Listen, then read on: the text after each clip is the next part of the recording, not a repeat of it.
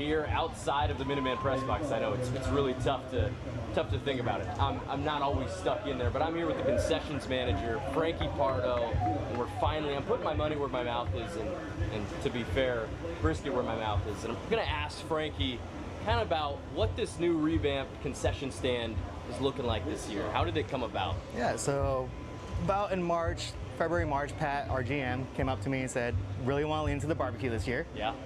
Told me to find a smoker, get the menu going. Took a couple months to find the smoker, but we finally found one at a good price.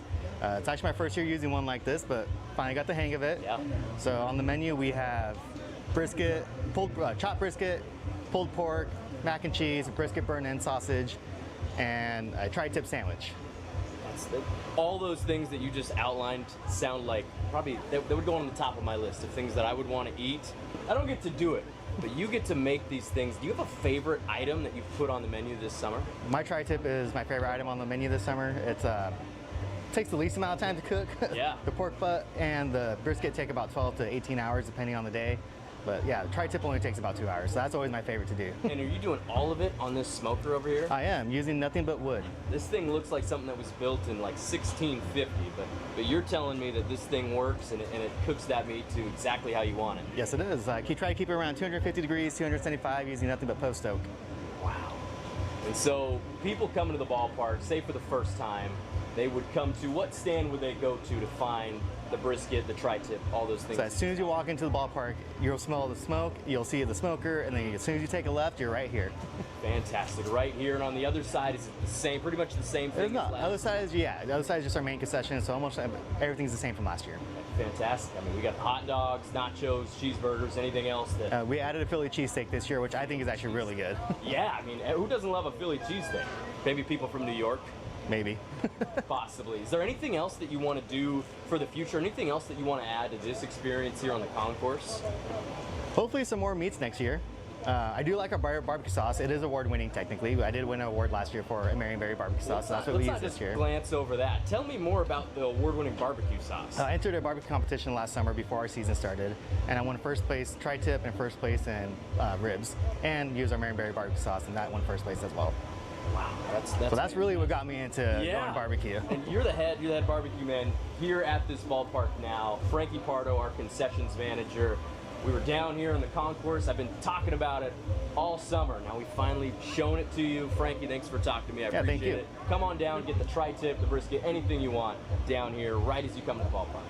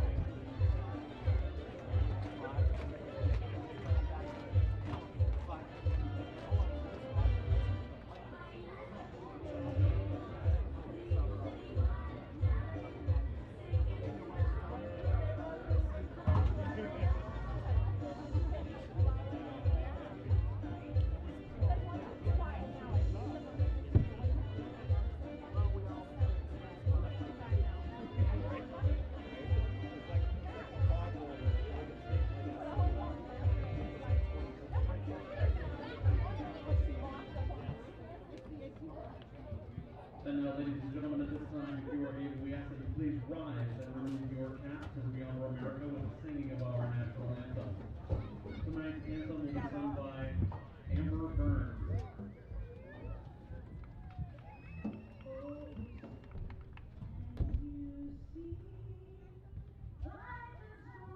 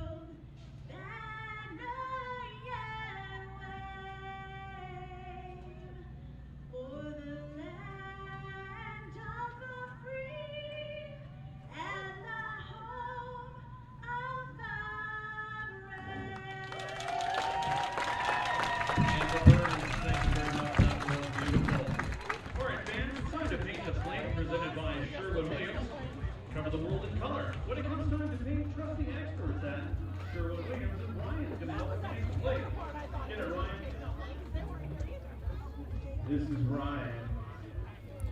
Good evening, ladies and gentlemen. Welcome back to Chemeketa Baseball Field. The Hayes Bowl has turned into a Hayes series. We are back for Game 3. The Walla Walla Sweets in town. They decided to play game number 3 in the conditions. There's our painting of the plate as performed by Ryan. He's going the two-hand tactic. And he gets that home plate all cleaned up thanks to Amber Burns of Oregon Fruit for our national anthem. Great job by Amber. The final Berries game of the 2026 summer. Man, did it fly by. One more home game. If you're sitting at home near the stadium and you want to come out, I wouldn't advise it, but this is your last chance, so it's up to you. One game against the Walla Walla Sweets brings us to the ceremonial first pitch. I believe that is Jennifer Rodriguez of Oregon Fruit. Going to toss one from the front of the mound. There she goes. Bouncer. Little bounce pass into the strike zone. I like it. Gets a hug from Barry. Earned it. 4 minutes away from the first pitch of our ball game. And just like the Sanford Townsend band said, smoke from a distant fire, and that's what we're working with here in the state capital. The AQI, last time I checked, 165, and they've deemed that good enough to play some baseball today. So we are going to tip our caps to whoever made that decision. Thank them that we've got one more game of Berries baseball. There are the guys in the dugout wearing the all whites and the white SMB caps. Walla Walla on the opposite sides. They're going with the navy tops, the W squared caps, and they are really dark navy. They're not black. I asked. They told me it is a shade of blue, as dark as it may look, and they've got the gray pants on.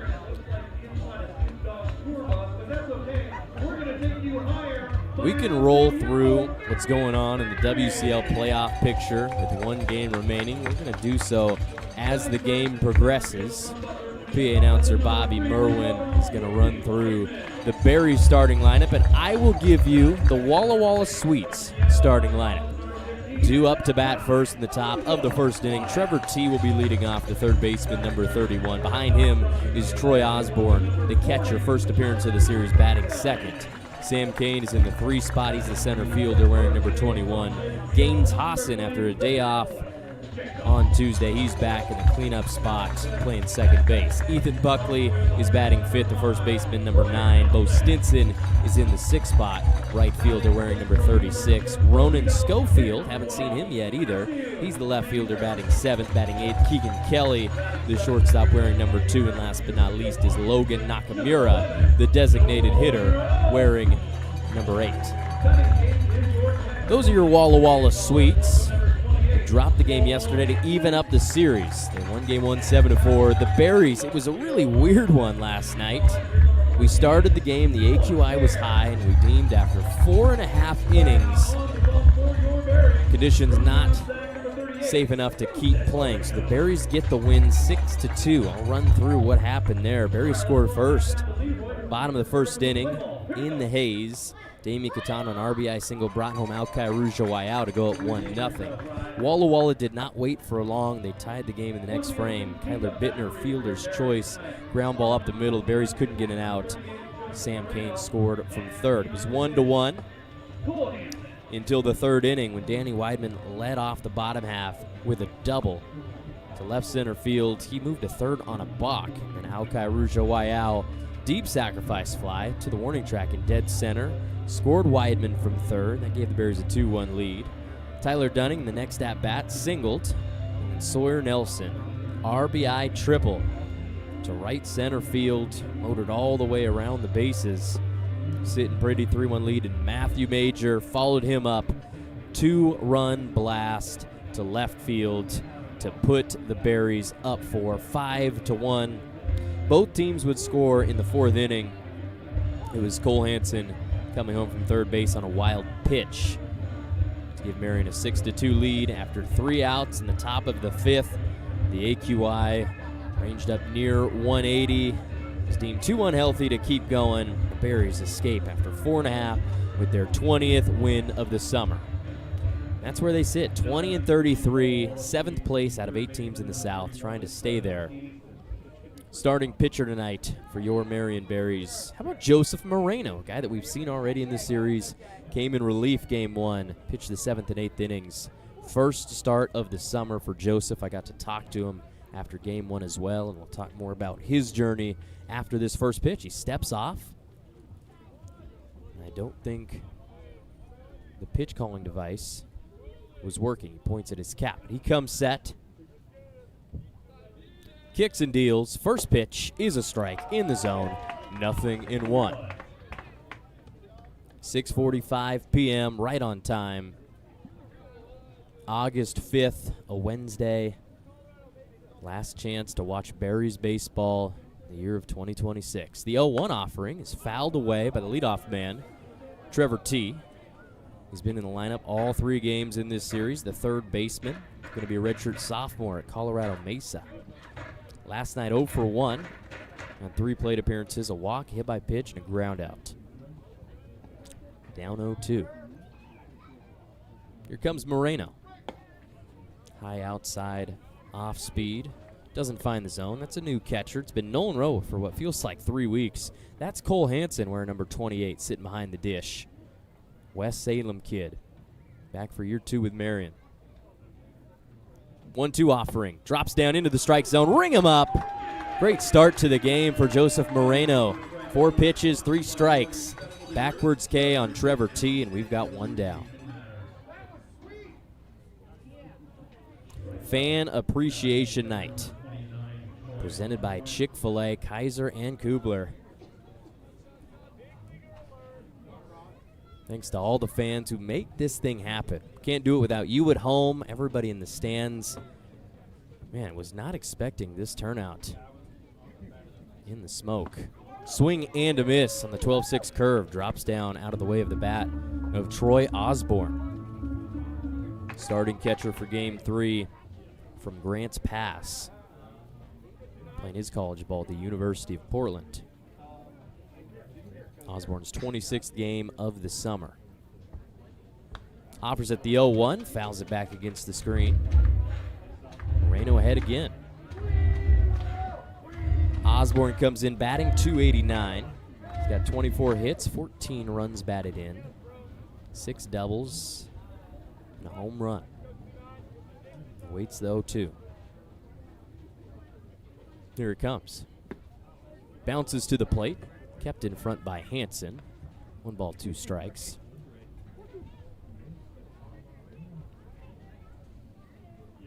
The fans of Salem, the Berries faithful, maybe against their better judgment, have came out to the ballpark in droves tonight.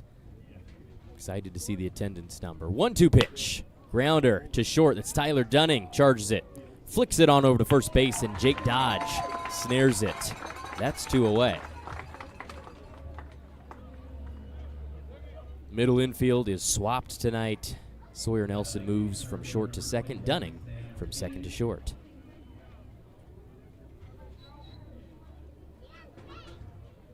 There's a good look at the Salem faithful. In the infield reserve seating, I would tell you that you could use code Berries Live to get a free reserve seating ticket. There's no more opportunities this summer. This is it. Game number 54. Moreno goes back to the fastball. Low inside corner. Nice pitch. Sam Kane at the plate. He's got a 3-run home run in this series. He was 0 for 2 last night. He did walk, got on base once. He would score, but also grounded out twice. Moreno comes with the 0-1 pitch. Hard ground ball. Foul territory. Would have been trouble if it was 2 inches to the right. Probably would have ended up near the Sweets bullpen. Alki couldn't get his glove on it. Hard hit baseball. 3 batters to start the game for Walla Walla. All of them fall down 0-2.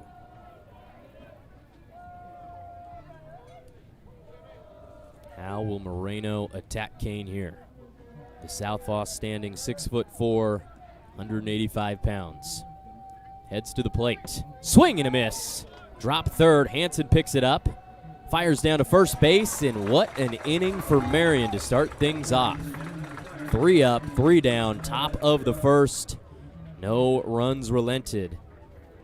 Great showing by the boys in white to start their final game of the summer. We will take our first break. Cole Weber with you, your voice of the Berries. Coming on back, it's Berries Baseball live on YouTube in the WCL live app. Chick-Fil-A for a year card. For a year? For a year. Don't forget to download the Chick-Fil-A app. Earn points on every qualifying purchase and unlock free new rewards. Download it today and start enjoying the perks from your local Kaiser and South Salem Chick-Fil-A restaurants.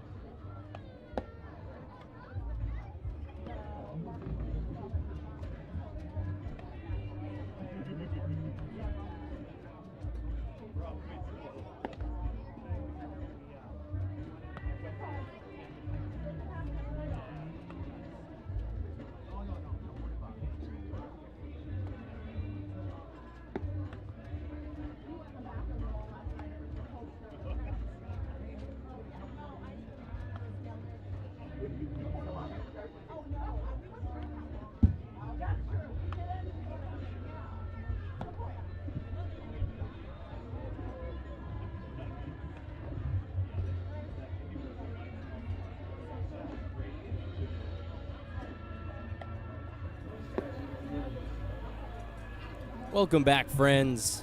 Let's read off the Marion Berries starting lineup as presented by Coach Tucker Brock. Leading off, Danny Weidman, the center fielder, batting second. The third baseman, number 15, Alkai Araujo-Wayao.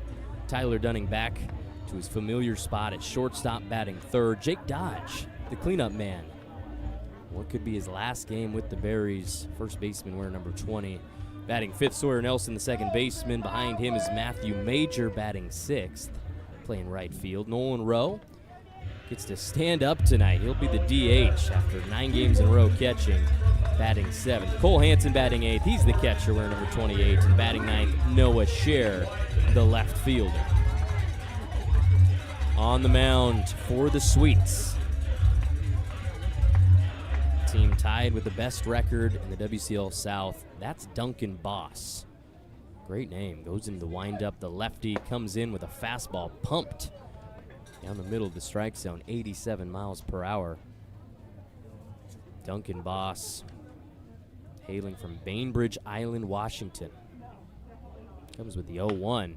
Weidman smacks that up the middle into center field for a leadoff single. Danny Weidman has gotten the bat going the last couple of weeks to improve that batting average by a bunch of points. Had a double last night, left center field, would score a run. Starting the Berries off nicely for Alkai Araujo-Wayao. Another guy with a base hit. He was 1 for 2. Drove in Weidman with a sac fly RBI. What was technically middle innings last night. I believe it was in the third. And that was the middle inning of our ball game. We only played 4.5. We'll see what today brings. The smoke seems just as bad, and it's a little bit hotter. Weidman goes to second. The throw over to first. They're going to tell him, come to third, my friend. Danny Weidman, he's going to round third base. Errant throw. I liked it from Danny. That's a stolen base, and the throw over by Duncan Boss on the quote-unquote pickoff when he saw Weidman leaving wide. Ended up in foul territory down the right field line, and it allows Danny Weidman to advance all the way to third.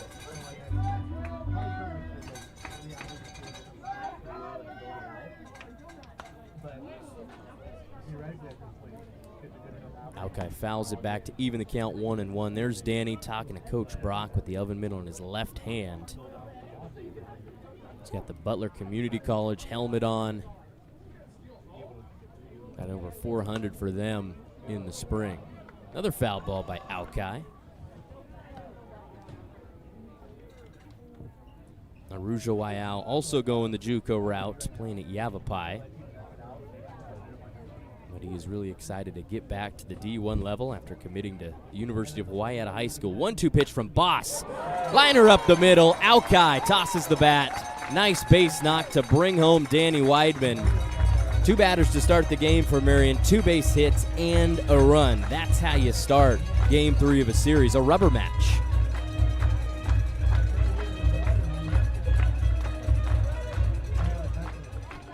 One zero the score. A couple of fans celebrating in the stands. A couple ice-cold beverages. The Berry boys down below us with the cowbells. Tyler Dunning spits on a first pitch fastball below the zone. TD loves playing shortstop, but he's ready to get on the field for UCLA coming up in 2027. He'll play anywhere. He said the outfield, wherever they put me, I just want to play. He'll be a positive addition no matter where he ends up. Fantastic fielder. The guy who comes through with runners on base. Tyler Dunning this summer. 24 RBIs, that's 3rd on the team. Came a little bit late. The 1-1 is offered at. Grounder to short. Kelly to Hassan, over to first. And that's Buckley who brings it in, so the ground out. That's the Swedes' turn 2. Just like that. From nobody out to 2 down.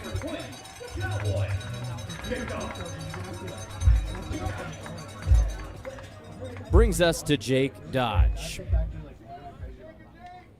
Spent his whole life in Oregon, grew up in Beaverton, went to Southridge High School. Decided coming out of Southridge High School to go to UC Santa Barbara, where he redshirted, and came back home to Lynn Benton Community College. That's a big old swing, doesn't touch anything. Played at LB for 2 years, made friends with everybody. Anybody you talk to who knew him in those days and knows him now can tell you he's a great guy to have around. The 1-1, up and in, called a strike. Dodge would then transfer to MSU Denver. That was this past season. Played in 17 games, had a home run. But his final year of college baseball will be played at Linfield University. 1-2 pitch from Boss. Below the zone. Deuce is wild. Jake Dodge stands 6'5", and he weighs 225 pounds. 41 games this year. This is game number 42. Awaits the pitch. It's Boss. Fastball outside, 89 miles per hour. And you've heard it enough. You've probably checked the AQI wherever you're living multiple times, but it is hot up here in the Minuteman press box. About 137 degrees when we checked last. Dodge fends one away.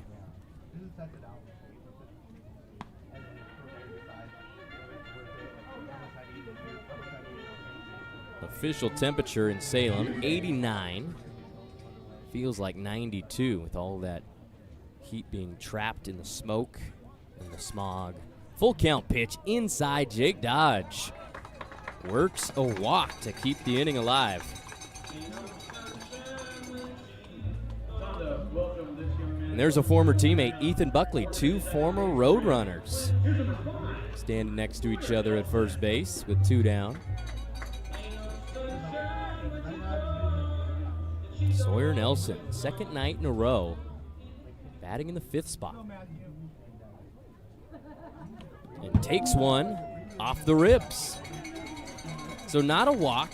It's not going to draw walk number 65. It'll be a hit by pitch. He gets a free 90 in a different way. Just like that, 2 runners on after 2 pitches.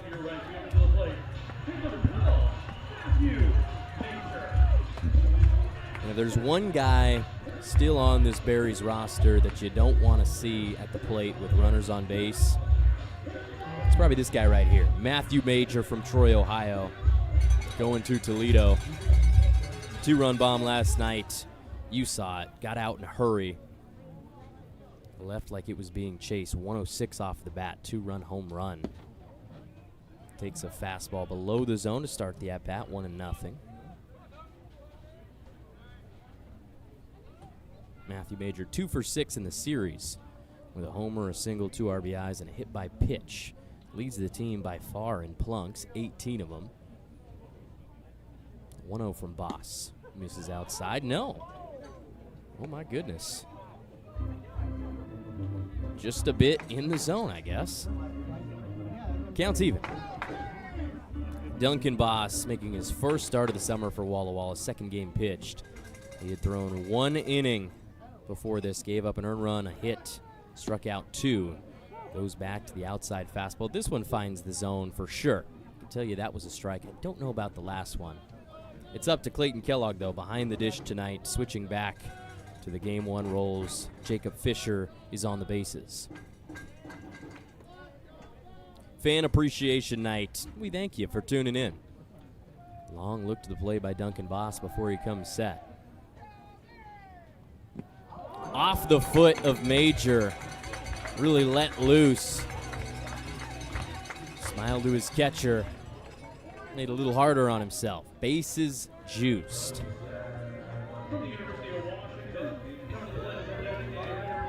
3 consecutive free 90s to Nolan Rowe. You have to think both his knees are crying in happiness, thanking him for not squatting behind the dish for another game in a row. The designated hitter getting to watch. Swings and misses through a fastball, actually a foul tip back. Defensively for the Sweets, it's Osborne behind the dish. Trevor T., Keegan Kelly, Gaines Hassan, and Ethan Buckley from left to right in the infield. In the outfield, Ronan Schofield, Sam Kane, and Bo Stinson. The 0-1 offering misses the strike zone. A tad low.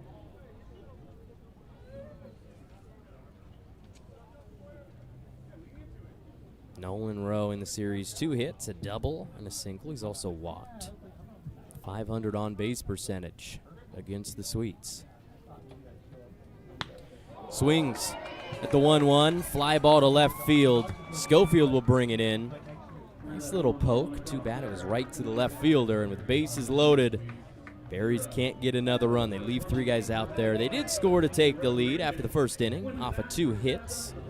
Zalkai Rougeau RBI single to bring home Danny Weidman. That is your score as we take our second break of the broadcast. Berries baseball live on YouTube in the WCL live app. And now it's time for a minute to win it game presented by Minuteman Press. Minuteman Press. We design, print, and promote. You, Leroy, I know you're ready by now. Go for it. I got Zeke and Alaric down here. They are doing the chip or the cup to stack. We're ready to win it by Minuteman Press.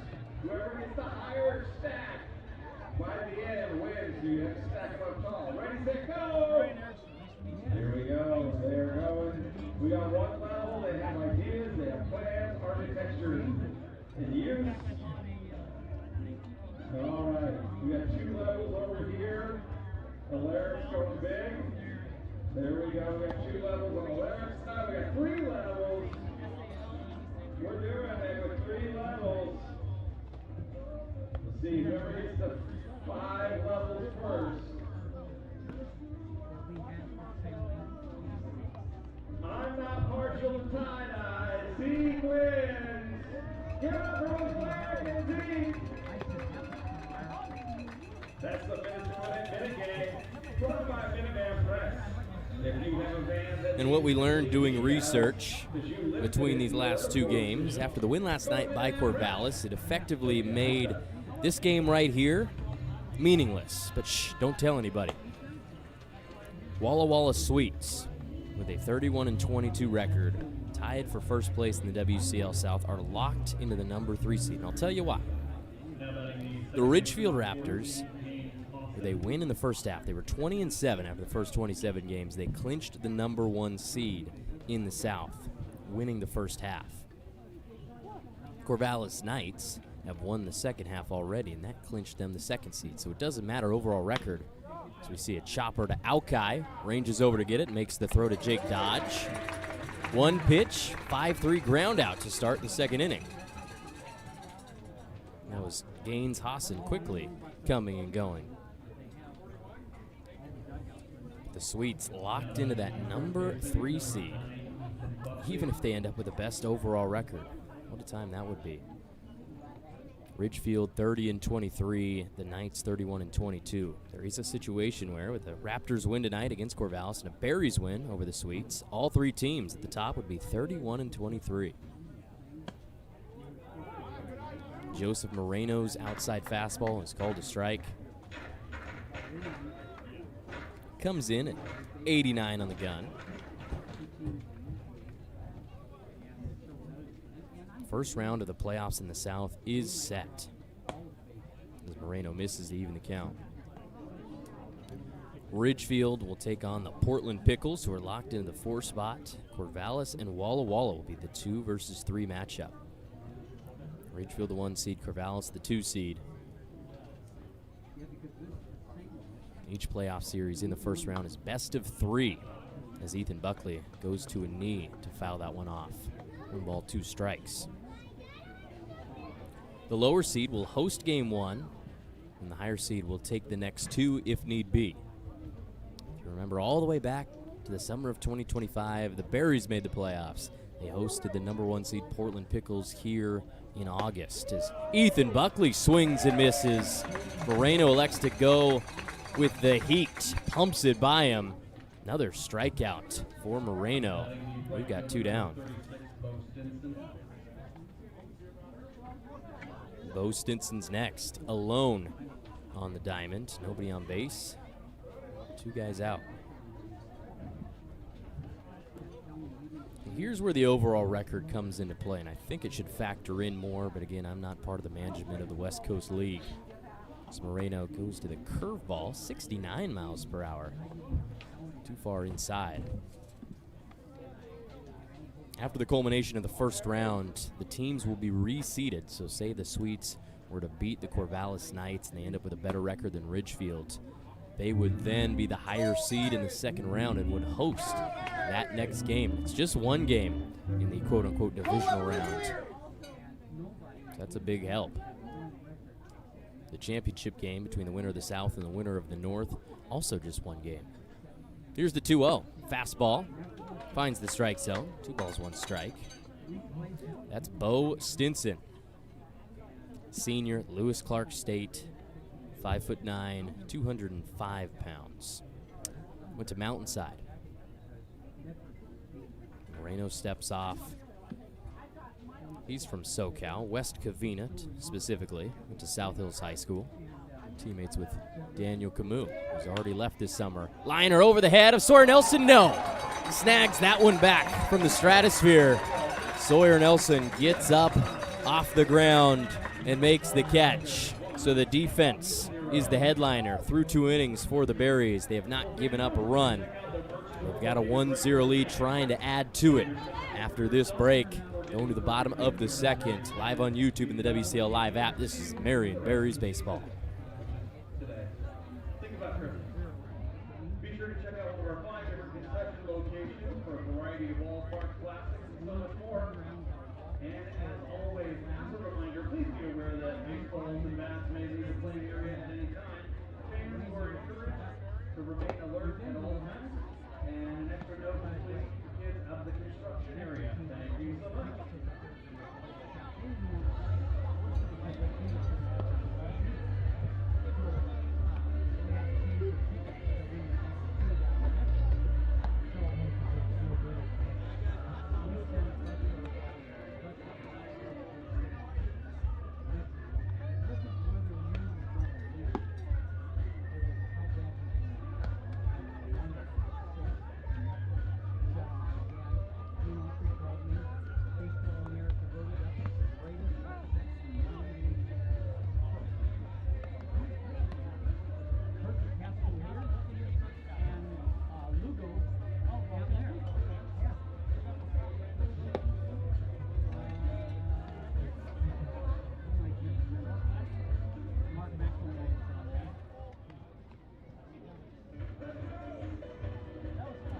Please help me welcome this young man from Lane Community College. That's for you tonight. Here's number 28, Cole Hansen. Welcome back, everybody. Cole Hansen, left-hand batter, will be leading off in the 8th spot. 7 guys batted for the Berries. 1 run came home in the bottom of the first. They've got the lead in Salem, Oregon. Nice pitch from Boss. Looked like a slider curved down into the strike zone. Broke off the hip of Hansen, the 6-footer weighing 195 from right here in Salem, actually across the river. West Salem, swing and a miss, puts him down 0-2. Hansen going to play some baseball at Lane Community College coming up in the next school year. Duncan Boss kicks and deals. Swing and a miss. It's a drop third, but picked up by Osborne. His throw to first base. Oh, wow. Way closer than it probably had to be. Buckley was standing off of the bag. Stuck his foot out there, tagged it right before Hansen got to first.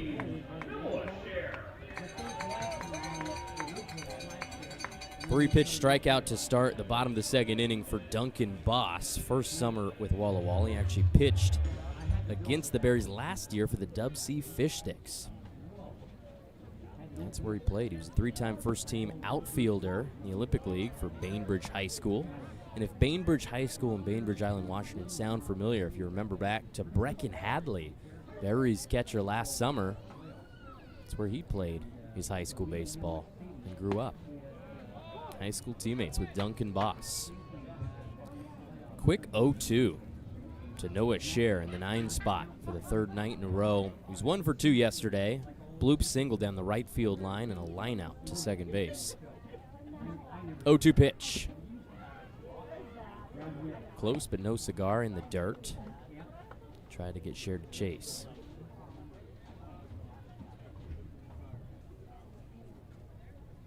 We appreciate all the fans who decided to make this a priority on Wednesday. A smoky day. When are you going to see Marion Berries baseball again? I could tell you, May of 2027. That's too long. They jumped on the opportunity. Fans galore. And on Fan Appreciation Night, presented by Chick-Fil-A. 1-2 count. Boss in the windup. Grounder up the middle, right past his glove. Keegan Kelly charges it, and his throw over to first brings Buckley off the bag, and he can't make the tag. Noah Scher is safe at first. Errant throw from Kelly.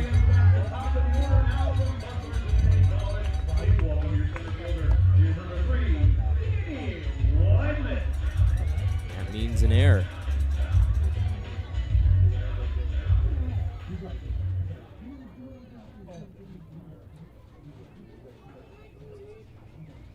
So instead of nobody on 2 outs, we see Scher going all the way to second base. I think it was a foul ball off the bat of Weidman. They're going to make sure go all the way back. He's on first with 1 down for Danny, who singled to center field to lead off the game.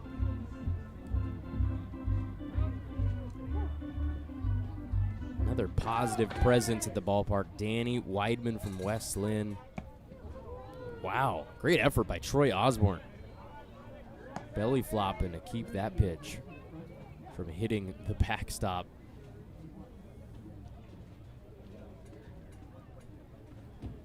Danny's going back to Butler, way out in Kansas. Takes a slider, came in through the back door.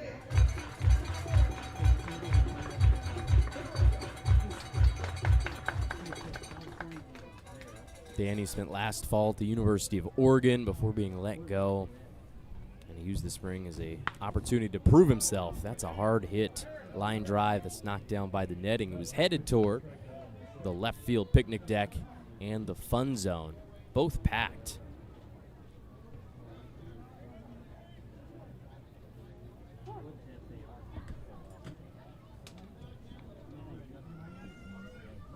Danny hit 25 home runs for Butler Community College in the spring, and he knocked in over 70 RBIs. Batted .438, 14 doubles, 14 stolen bases, netted him second team all-region. Somehow didn't win freshman or player of the year in the conference, and there goes Noah Scher. And a big old leg kick by Boss with a runner on. Weidman fends away the fastball. Again, makes Scher go back to first base.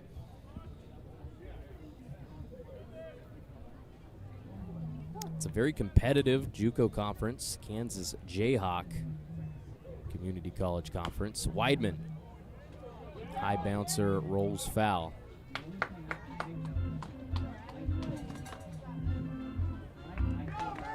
Sweets toss that back to the dugout, and there's their ball boy, Maddox, running to his spot outside of the dugout.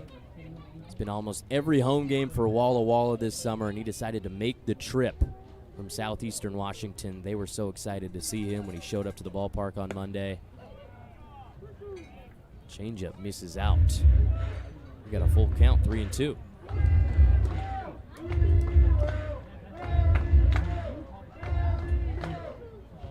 Since I've been here, it feels like the temperature has just risen. Definitely in the 90s. Danny Weidman draws the walk. Nice at-bat. The patience, the wherewithal to fend pitches away that are anywhere close. And even when Weidman was coming out of high school last summer, you can tell very mature and experienced hitter. Two-time All-State at West Lynn. He's really good at getting on base. He's Berries' leadoff man for much of 2025. He was supplanted this summer by Sawyer Nelson. He's currently in the hole. Alki with 2 runners on. Takes the first pitch. Liner up the middle, gets down in center. They're going to hold up Scher. I think he could have had a shot. Not a bad throw it. Got away from Osborne. Backing him up is the pitcher Boss. 2 singles for Alki. He's got 3 in the series.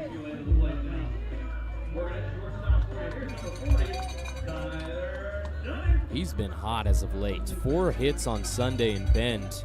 Drove in 6 runs. Raised his batting average exponentially.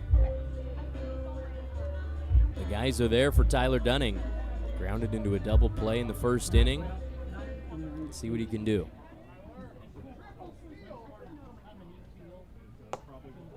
Takes the fastball up and in, 86 miles per hour.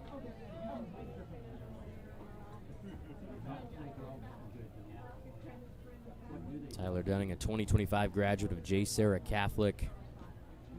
It's a perfect game preseason underclass All-American prior to his junior year. Leaves a pitch in the dirt. Earned a second-team All-County selection in 2024 with a .278 batting average, and he won a CIF Division I championship in 2023. The 5th-ranked shortstop, the 15th overall prospect in the state of California. That's a big state, folks. Most populous in the union, 40 million people. Offers at the 2-0 over the top of it. 2 balls, 1 strike. He's also a top 60 prospect nationally and led him to UCLA. Sticking around for his redshirt freshman year. Got to sit and watch behind Rock Chalowski, best player in the country on the best team in the country, who's upset in the NCAA tournament. 2-1 pitch at the knees of Dunning, well inside. Alki on first, Weidman on second, and Scher on third. 1 down. Berries up 1 already, bottom of the 2nd. No wind. American flag laying limp on the pole. Boss comes set. Deep breath, and there he goes. Grounder foul. Dunning from Rancho Santa Margarita. 1 for 1 last night, single up the middle and a walk. He's been walked 3 times in the series. Back for his 2nd summer in a row with Marion.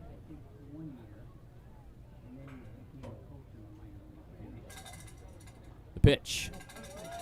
In again, and Tyler Dunning, the RBI. Probably not the way he envisioned, but a walk is just as good with bases loaded. Brings home Scher. The Berries lead is doubled, 2-0.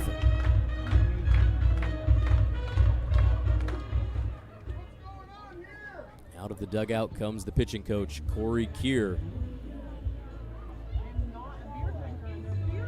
Experienced baseball coach in his 26th year, leading young men Just finished up 5 years as the head coach at Mount Hood Community College, having a chat with his battery. And while we wait, we can listen to the sweet sounds of the Four Non-Blondes. What's Up? 90s classic. The Berry Boys are into it.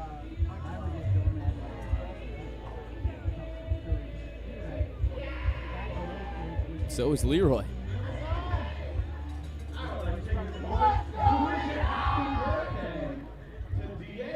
The fans are all over it on Fan Appreciation Night, presented by Chick-Fil-A, the Kaiser Station, and on Kubler Avenue.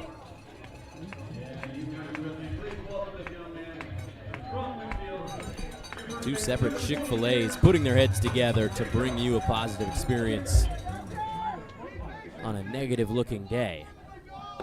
Jake Dodge just shifted out of the way. Almost looked like it went through him. That breaking ball. There he is, talking to his first base coach, Kevin Moffitt, saying, I tried to stick my arm out there, just missed me. Still one down, bases juiced.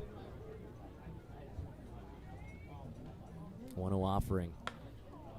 Pop-up will stay in the infield. Keegan Kelly calls everybody off and makes the grab. Berries didn't need that. 2 away for the Sweets. 2 pretty poor innings for them so far on the defensive side. If they're able to get an out right here, do a lot worse than being down 2-0 in this situation. There's Sawyer Nelson. He was hit by pitch.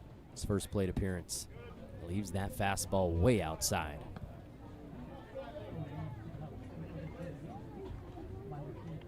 Speaking of positive presences, Sawyer Nelson, another guy with a smile on his face from the moment he walks in. Usually gets here early.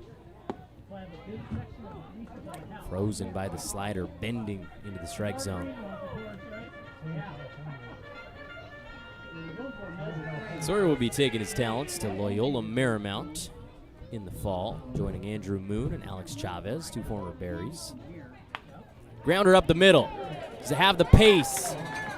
It doesn't, but nobody is able to make the play. How about Alki sliding in head first to home? He was on second base and he hustled around third. Comes to the plate. It was a nice throw by the second baseman Hassan. Nice play all around. Just tough. He wasn't going to get Sawyer at first, and it was hit just slow enough that it didn't get to him in time and too far. Allowed Weidman to score from third and Alki to rumble around and come home from second. A 2 RBI infield single for Sawyer. Don't see those very often. 3 runs come across. Bottom of the second for Marion, and they're still going. Major leaves the slider outside. Runners on first and second for the Berries. Up 4-0.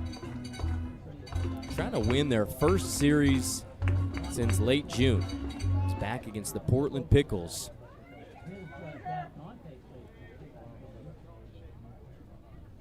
One-0 pitch way outside. It's dropped by Osborne, but everybody stays put.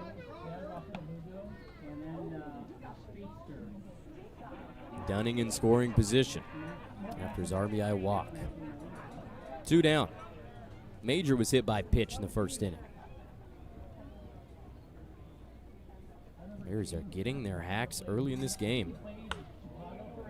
As Major fouls one off in between the 2 sets of stands, bounces off the concrete, looked like it went out of the stadium. Look but don't touch.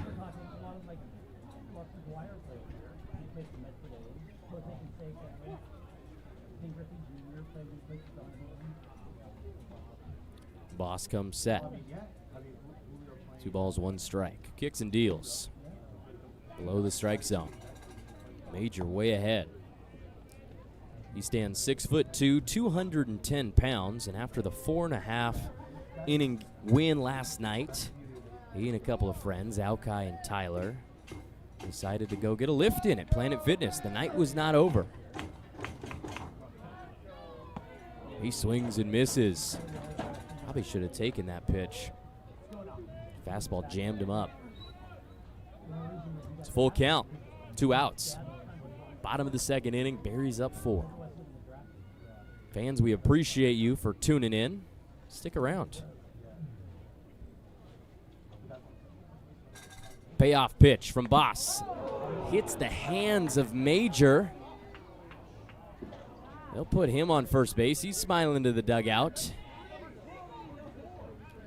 Chucking his padding away. Didn't help him there.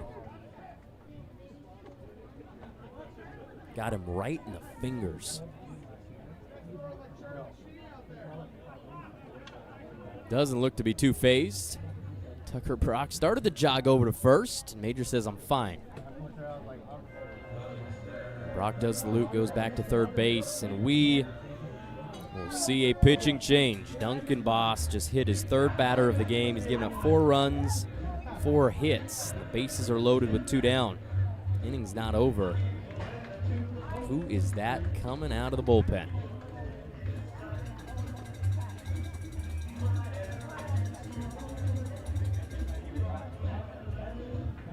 Red numbers in the dark navy, hard to tell.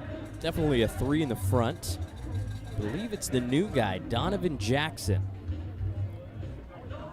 Talking to Brad Whitman, the play-by-play broadcaster for the Walla Walla Sweets before the game. He was telling me they had a new guy on their roster, Donovan Jackson. Didn't know what number he was going to be wearing. It looks like he's wearing number 39, taking over for Carson Waples, the starter yesterday, who wore number 39.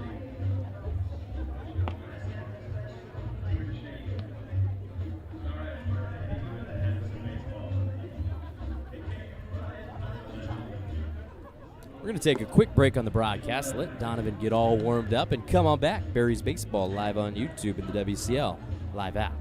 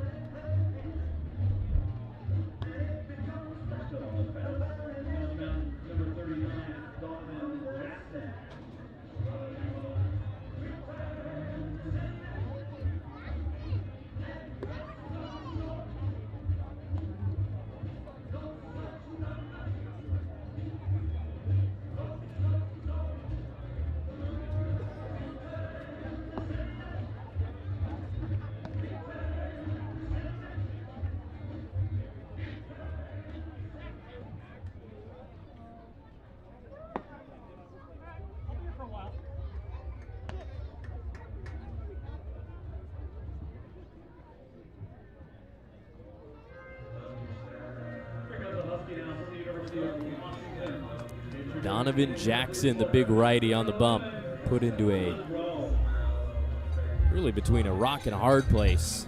Bases loaded and Nolan Rowe at the plate. Does have 2 outs in the bottom of the second inning. 3 runs have crossed. Jackson pitched for Mount Hood Community College in the spring. Comes inside with the off speed. That's called a strike. I thought it was a tad in.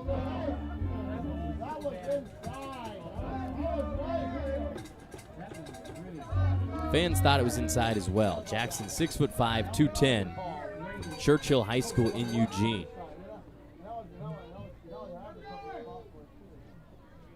He was back with the 0-1 in the dirt, kept in front by Osborne.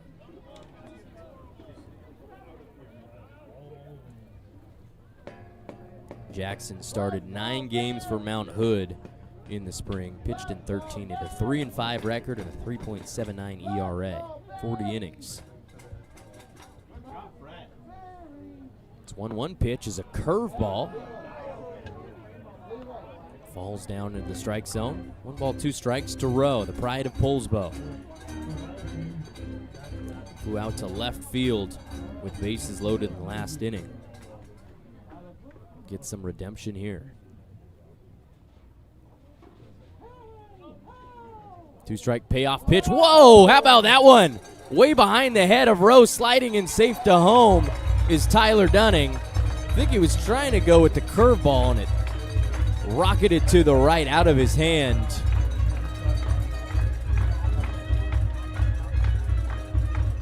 Don't know what to say. You don't usually see wild pitches of that variety in the West Coast League, but here we are. Dunning scores. That's 4 to cross. Berries coming in bunches. 5-0 your score. Deuce is wild. Jackson's 2-2 in the zone. Rowe hits it to about the same spot. Man, getting unlucky tonight. 2 solid ropes, both right at the left fielder, Schofield. That's out number 3. Another good inning, productive inning at the plate for the Berries. Where has this been over the last couple of weeks? They scored 6 last night in 4.5. They've got 5 through 2.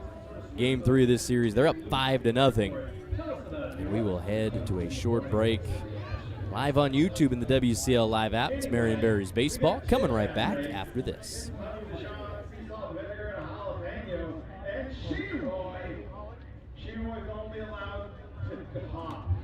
All right, you guys ready?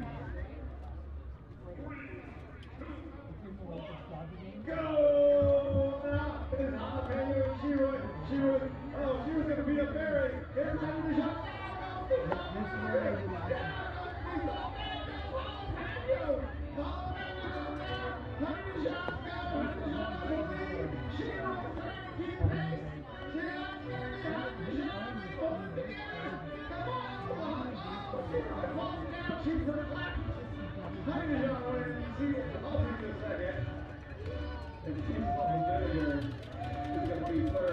Thank you, Kettle Chips, for sponsoring Chip Bag Race. They are the best-selling factory in Salem.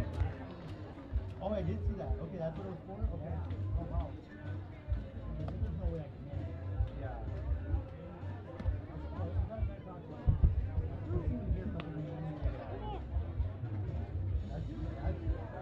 Oh, you're better. You're better.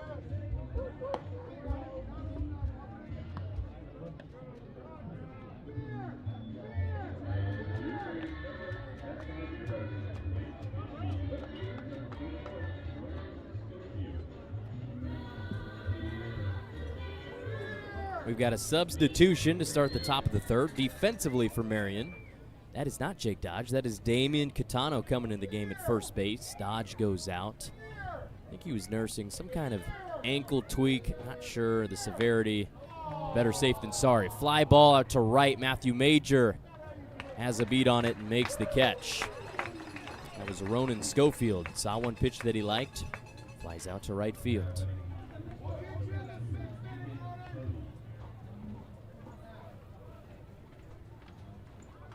That was your beer batter, Ronan Schofield.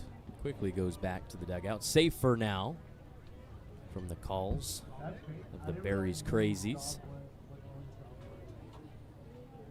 Moreno still coming strong, 87-mile-per-hour fastball against Keegan Kelly, the shortstop. 5'9", 175 pounds. Kelly from Owaihe High School. He'll fly out to right. Can Major get there? Oh, no, he knocked it down. Depth perception kind of seemed like it jumped on him quickly. Went all the way to his right for that first fly ball. Go all the way to the opposite side. Couldn't bring it in. Berry's first error of the game. The first base runner for Walla Walla. They had batted the minimum to start this game. Now it's Logan Nakamura, who led off through the first 2 of the series. Swings and misses. These Sweets not waiting. They see a ball they like. Starting at bat, they're going to offer.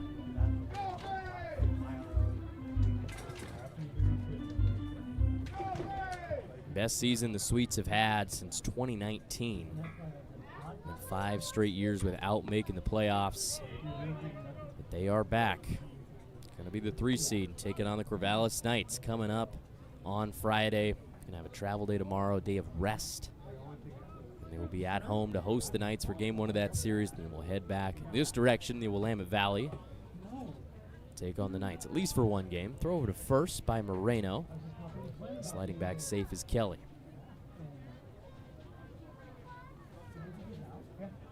Joseph Moreno, his first start of the summer, 10th game pitched. Came in with a 4.91 ERA. Now has over 20 innings under his belt.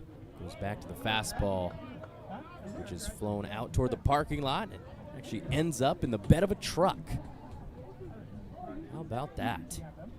Somebody's gonna get in their truck, head home, look in the back, and find a souvenir.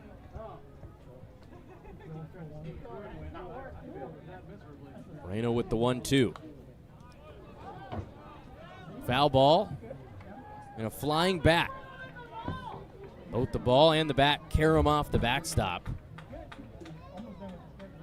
It's handed back to Nakamura. He's going to get some pine tar tossed over to him, some sticky stuff.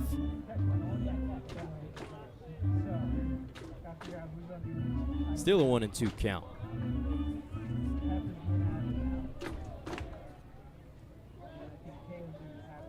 Nakamura 0 for 3 last night. He popped out and he grounded out to second twice. Has a runner on first. Double play depth for Dunning and Nelson. Moreno kicks and deals. Curveball. Broke a tad too much.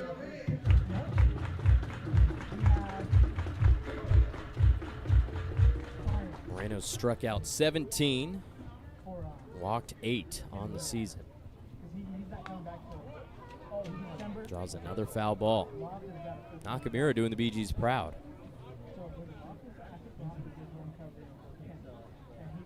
Moreno in game 1, pitched the 7th and 8th innings. Struck out 3, gave up 2 hits and no runs. Very solid as a reliever, and here he is as a starter. 2-2. Flown out toward the fun zone. Heads up out there.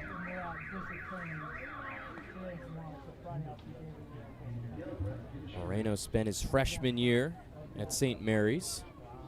And now will be headed to Mount Sac Community College. There is the fun zone on your screen. Kids running down the slide. Up and down they go. Obstacle course, also a highlight. Another throw over to first by Moreno, not in time.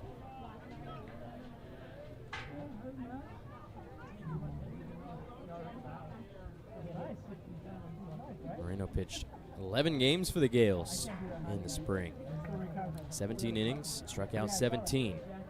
90-mile-per-hour fastballs in the dirt. Moves us to a 3-2 count. The Southpaw was the 2025 Pitcher of the Year at South Hills High School. Had a career 1.75 ERA, 11 wins in 108 innings, 130 strikeouts. Foul tip back into the glove. That's a strikeout. Moreno, another one. Let's count him up. Strikeout number 4 of the game. That's 2 down at the top of the 3rd. First sweep to get his second at-bat tonight. Trevor T, who led off. Struck out looking back in the 1st. He had a phenomenal year at Colorado Mesa. He batted .387 in 53 games, 63 hits, 4 bombs, 39 ribbies. Second summer back with the Sweets.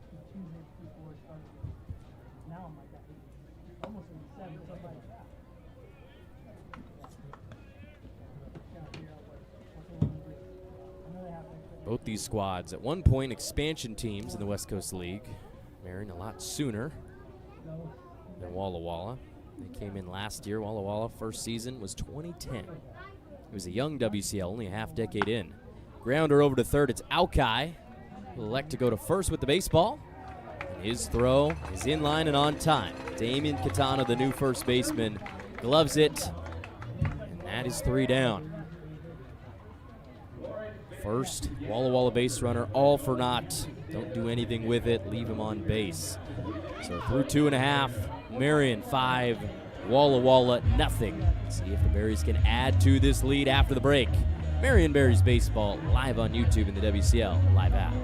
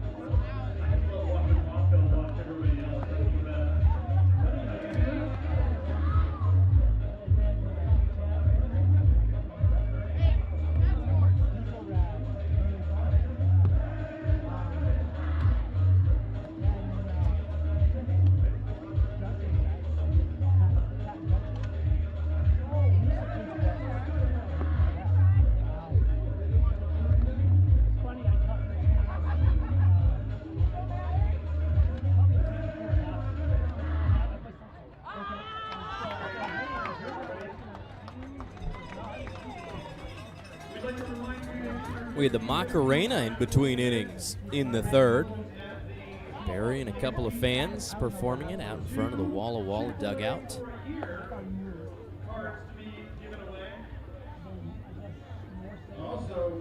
How about Maddox shutting Berry out of the stadium? He gets a fist bump from Coach Rivera.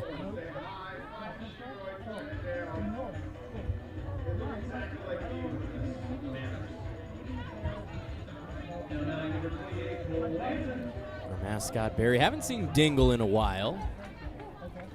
Probably not going to see him in 2026. This is our last opportunity.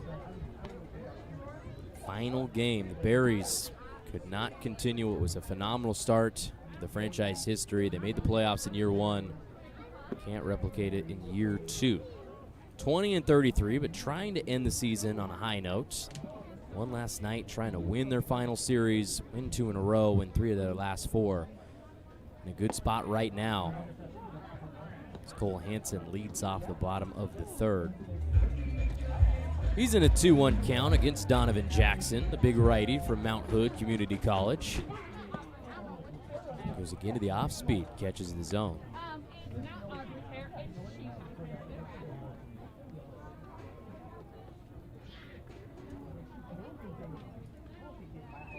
Swing and a miss on the 2-strike pitch. Gets Hansen swinging. Dirty from Jackson. Goes with the finesse. Second strikeout of the game for Hansen.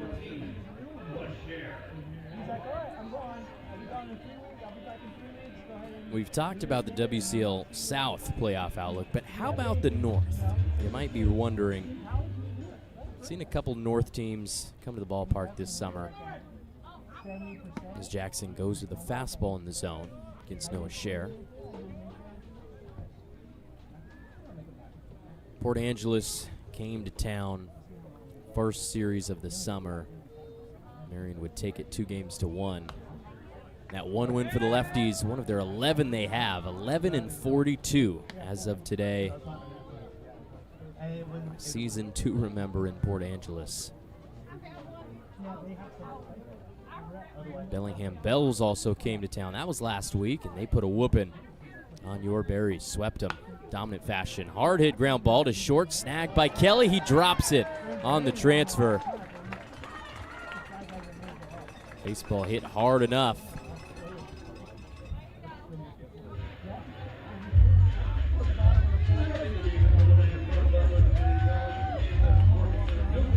Calling that one an infield base hit for Noah Scher.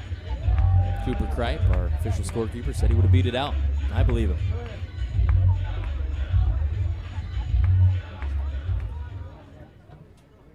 Scher's been on base twice. He's now 1 for 2. Reached on an error. Shortstop in the last inning. A couple of tough ones for Keegan Kelly. Jackson throws over to first base. Make sure Scher remembers him. 1 runner on, 1 down, bottom of the third. Berries up 5. How about another throw? Haven't seen a pitch yet to Danny Weidman. The Berries did make a trip, their first ever trip, up to Canada. Our neighbors to the north, they played the Edmonton Riverhawks. Back and forth series as Weidman takes a pitch inside. Scher slides in head first to second. The throw from Osborne ends up in the outfield. That was multiple feet away from everybody.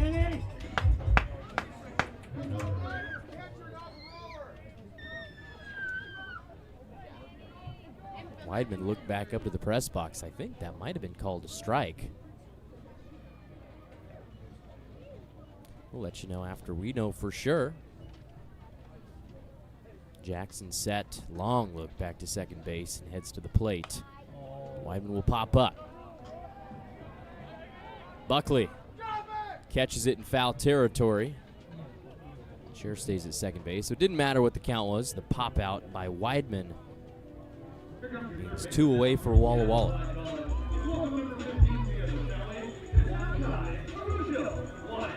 But Alkai Rujawaya with the hot bat.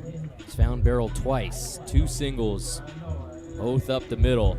Has an RBI. A guy out there, he could do it again.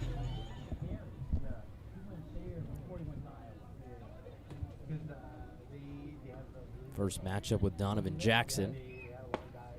Sees a pitch, nods his head. That was a strike, high inside corner.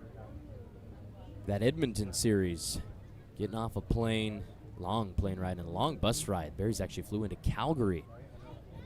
Traveled 3 hours to Edmonton, way up in Alberta. Alki, line her out to left. Man, Schofield not having to do a lot of work out there. He's moved maybe a total of 7 steps to take in 3 fly balls. 2 from Rowe, 1 from Alki. Hard hit baseball, 101 off the bat. Too bad they've got a guy there. That does it. Bottom half of inning number 3 is in the books. 5-0 lead for Marion as we go to the 4th. You're watching Berries baseball, the WCL Live app, and on YouTube. Coming right back after this.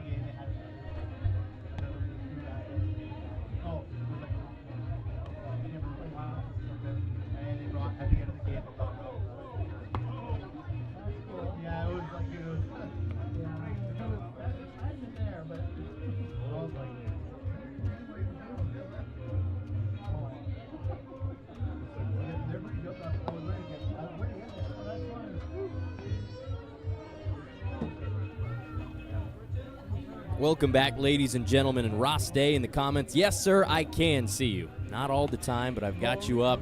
I appreciate all the support. Fan Appreciation Night, I should be appreciating you right now. And thank you all for what you can do, making this a positive experience 2 summers in a row. Berries have a new arm on the bump. That is Andrew Yost. Having a chat, the home plate umpire, Clayton Kellogg, and Cole Hansen is catcher. Yost stands 5'8", and he weighs specifically at 182 pounds. From West Albany, the right-hand pitcher just finished up his sophomore year at Chemeketa. 0-2 record, 2 saves in 26 innings, 3.76 ERA. Yost comes to the plate, high heat. Draws the swing and a miss.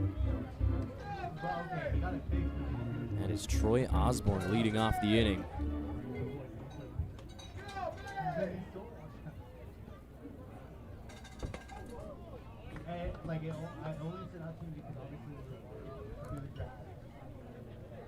Troy Osborne, 1-1 count. He grounded out to the shortstop in the first inning. The catcher from Grants Pass. It's a high fly ball to left field. Charging in to get it is Scher, and he makes the grab at his chest. Started out of a stance. Noah Scher, fantastic outfielder. We've got him and Danny. Left side of the outfield is covered.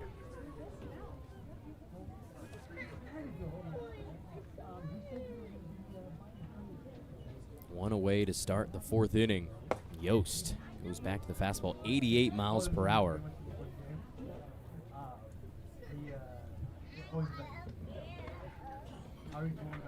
Andrew Yost wore number 7 for Chemeketa in the spring. Teammates with Remy Darvavon, Ryan Hockman, Wyatt Hooper. We've got Chemeketa Storm guys up and down this roster. 1-1 pitch. Yost working quickly. Hard hit ground ball outside of third. Rolls all the way. And Karam's off the Sweets bullpen.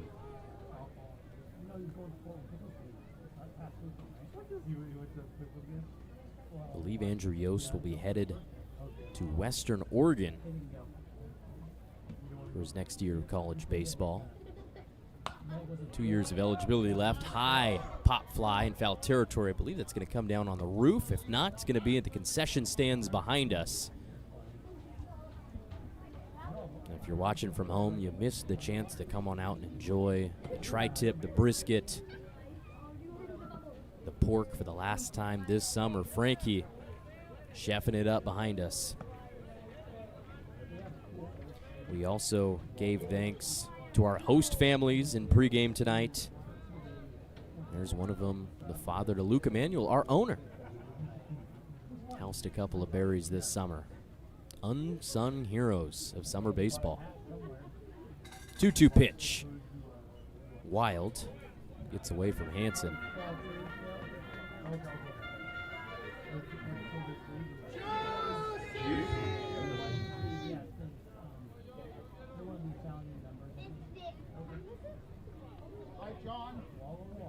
Full count. Yost. Oh my goodness. On plane but not on time. Take the quote from Stephen Varespi, who we had on the broadcast 2 days ago. 101 off the bat. Sam Kane turned on that thing. Last time we saw him do that, next pitch went over the fence. Hopefully that's not a jinx. Yost with the 3-2. Pop-up. I don't think that has the distance. It's going to be in shallow center. It's going to be a matter of who catches it. Weidman, that's what you're supposed to do in center field. Use your big boy voice. Call off the infielders. Take authority and make the catch, and exactly what Danny Weidman did. Brings it in for our second out of the fourth inning.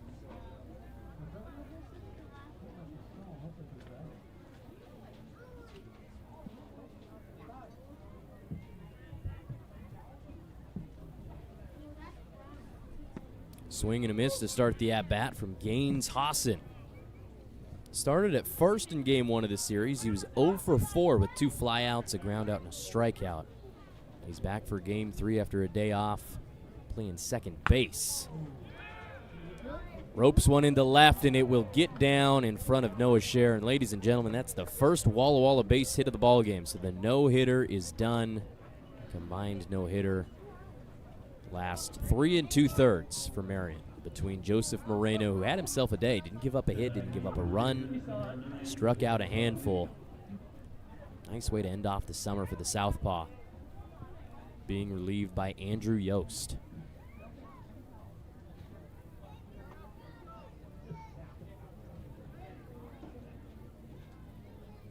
Two down, runner on first. Tomahawked down the third baseline by Ethan Buckley.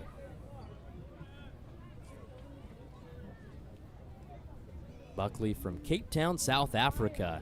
That's about as relevant as ever after Shark Week. Spent a lot of last week sitting on my couch and watching great whites jump out of the water and snag unsuspecting seals. Check swing. Did it find its way? No, it did not. Even count.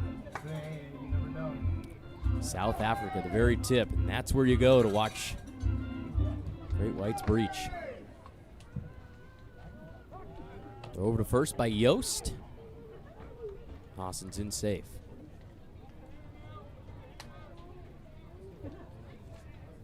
Ethan Buckley spent the last year at Central Washington, where he played 37 games.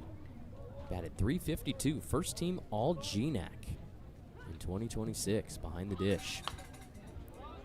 Pokes one out of play to the right side. Also spent 2 years at Lynn Benton Community College. Won 2 NWAC championships.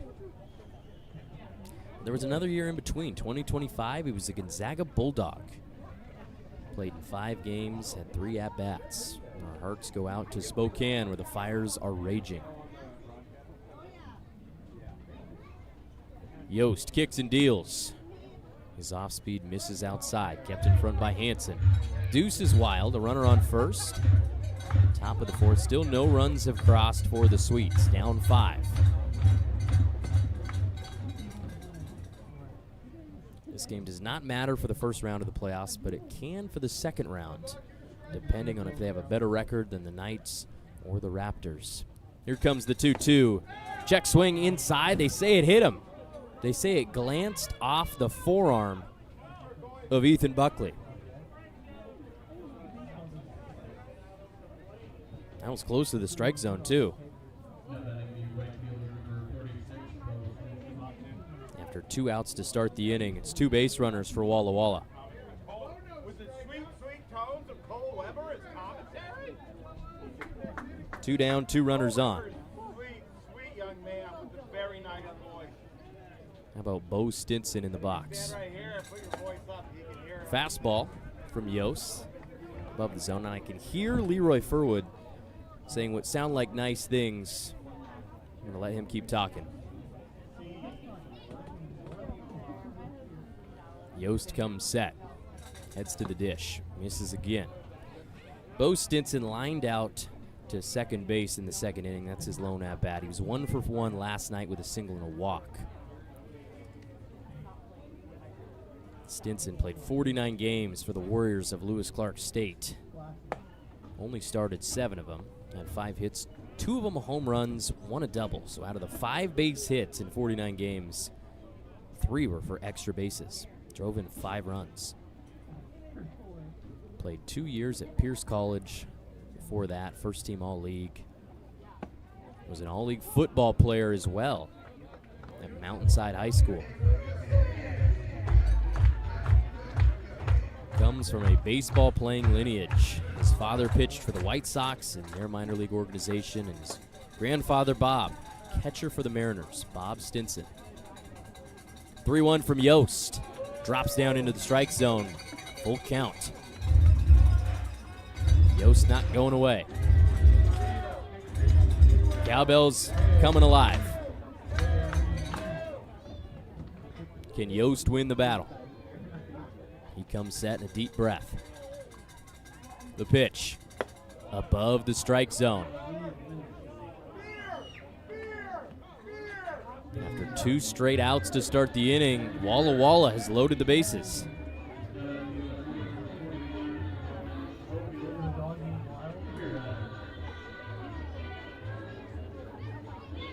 I believe I was given word of the attendance by our general manager, Pat Zajac. How about this? On a day that would never be confused with being called pretty, 1,515 fans have decided Chemeketa Baseball Field is the best place to be on a Wednesday, August 5th, final time you can watch the Marion Berries. Great showing by Salem all summer, and on Fan Appreciation Night, they deserve all the praise that they can get. That's Lindsey McCarter having a chat with his infield and his relief pitcher. And I talked to Lindsey before the game. I said last night that right around 15 years ago, he was on the Western Oregon pitching staff, and he told me, you know what, I'll take the credit, but it was actually about 25 years ago. Graduated in 2002 from Western Oregon. Lindsey looks a lot better. Does not look his age.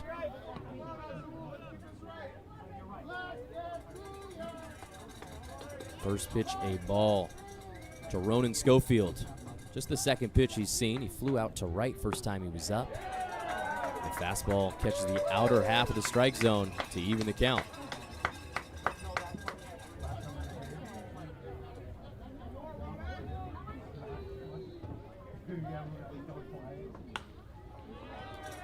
Fly ball out past the third base infield reserve. A bunch of fans stood up, but they didn't even have the chance to make the play. If you're just making your way to YouTube at the WCL Live app, that's the Berries wearing the all-whites and the white SMB caps. Walla Walla with the navy tops, their road team. 1-2 payoff pitch. Up and away. Yost against Schofield, who's 5'11", just graduated high school in Juanita, near Kirkland. Deciding to go to Washington State. 2-strike pitch. Popped up again, same spot that he just hit it to. Stayed in the stadium. Looked like 10 or 12 young fans gave chase. Can't see who won the battle. Deuces are wild. 2 balls, 2 strikes, 2 outs. Another foul ball. Can't get anything by Schofield. Depending on who you ask, if you go to the Perfect Game website, if you go to Baseball Northwest, he's either the 10th or 4th ranked outfielder in the state of Washington and either the 43rd or 41st overall prospect in the state coming out this year. In the left-hand batter's box, 2-strike pitch below the zone. This would be a fantastic at-bat by Schofield. With bases loaded, 2 strikes, and all he did, step up in the box, choke up on his bat, fend a bunch of good pitches away. See what Yost can do. Curveball. Yes, sir. It finds the strike zone. That's a nice pitch. Andrew Yost with the bender to get Schofield looking for strike 3. Berries continue the shutout, holding on to that 5-0 lead as we go to the bottom of the 4th. You are watching Marion Berries Baseball live on YouTube and the WCL Live app. Coming right back after this.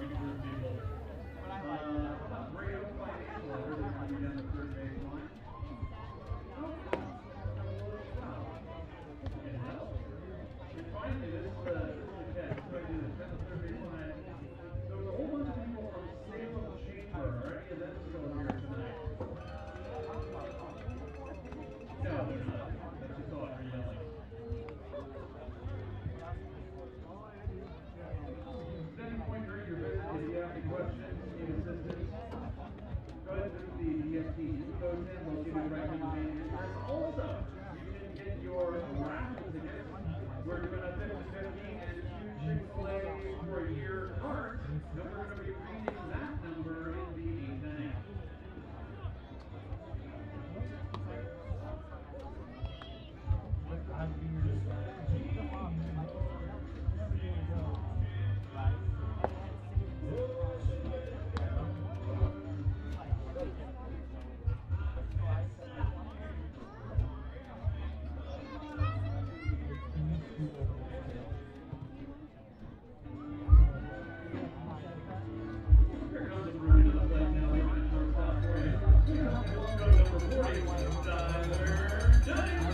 Welcome back, folks. Bottom of the 4th inning in the state capitol.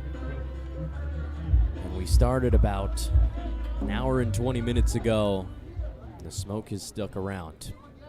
Don't know the official AQI number currently.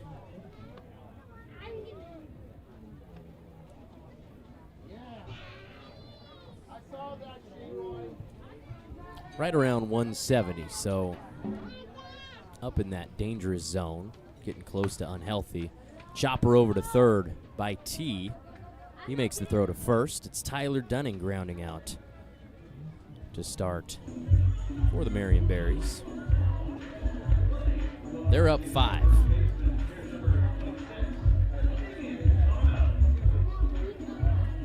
It'll be Damian Catano making his first plate appearance of the evening. He had a great series.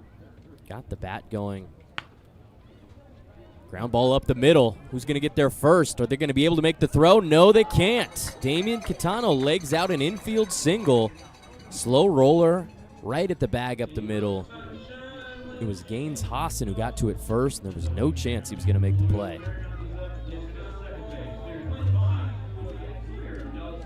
In this series, Damian Catano, 4 hits in 3 games. 4 for 8, bat 500 against the Sweets. His lone home run of the summer came all the way back in mid-June when the Berries made the drive on I-84.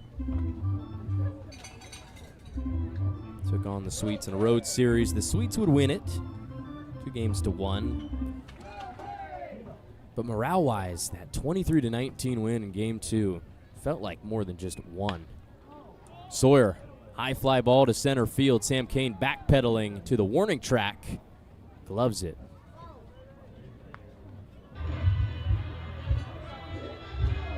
Sawyer has roped a couple baseballs for that part of the field. The last couple of days had the triple. A couple of flyouts to center field as well. Smooth swing by Sawyer. Now 1 for 2 on the night after the flyout. 2 down. It's been a quick inning. Only seen a couple of pitches. Here's Matthew Major. Proclaimed the favorite Berry by Ross Day, father to Audrey, Berry's intern, better known as Sheroy.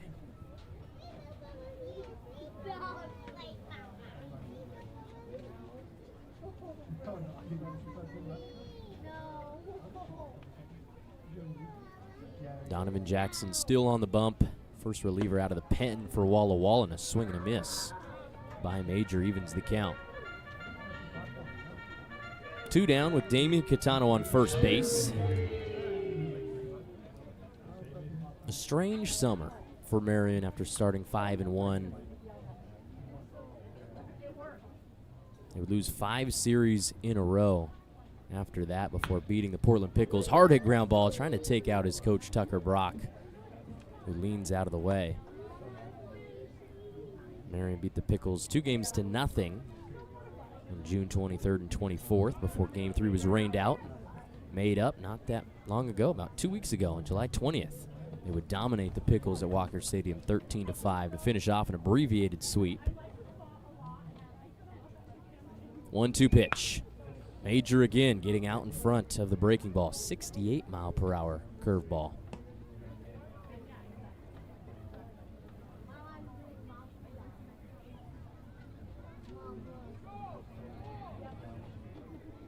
Berries took on the Springfield Drifters in 3 different series this summer.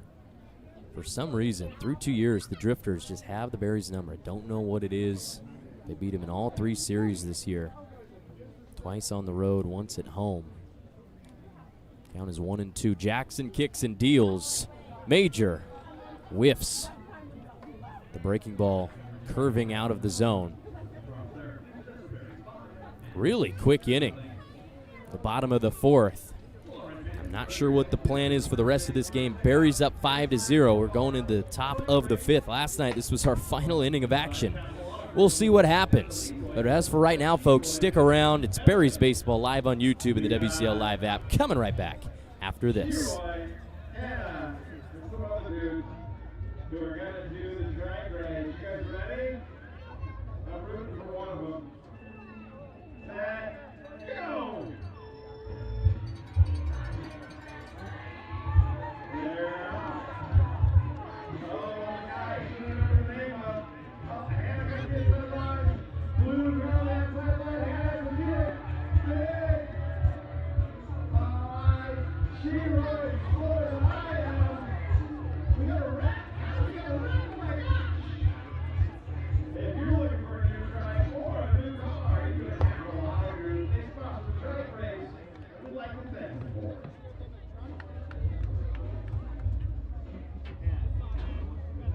Please welcome to the Marion Berries number 43, Brendan Goodell.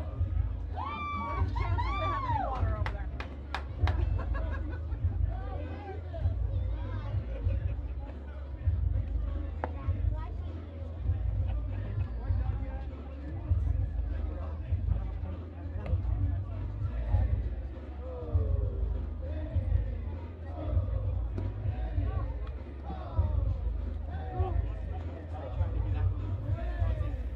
We just saw a high-speed crash in the trike race for the first time. Somebody goes end over end, coming up in second place, going all out in the trike race. I love it.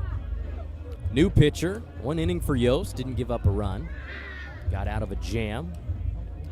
He makes way for Brandon Goodell, the Willamette Bearcat from Tualatin, 6 feet tall, the lefty.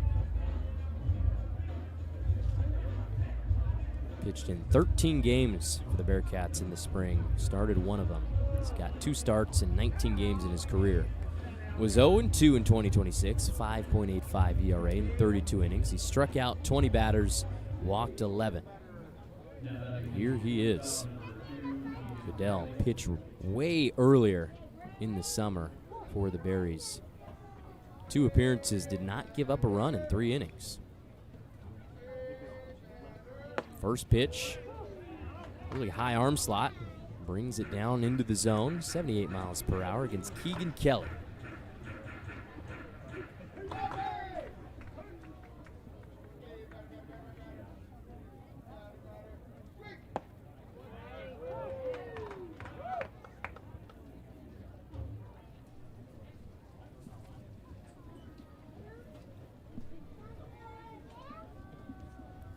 Keegan Kelly down 0-2. Goodell. Swing and a miss. Strike 3.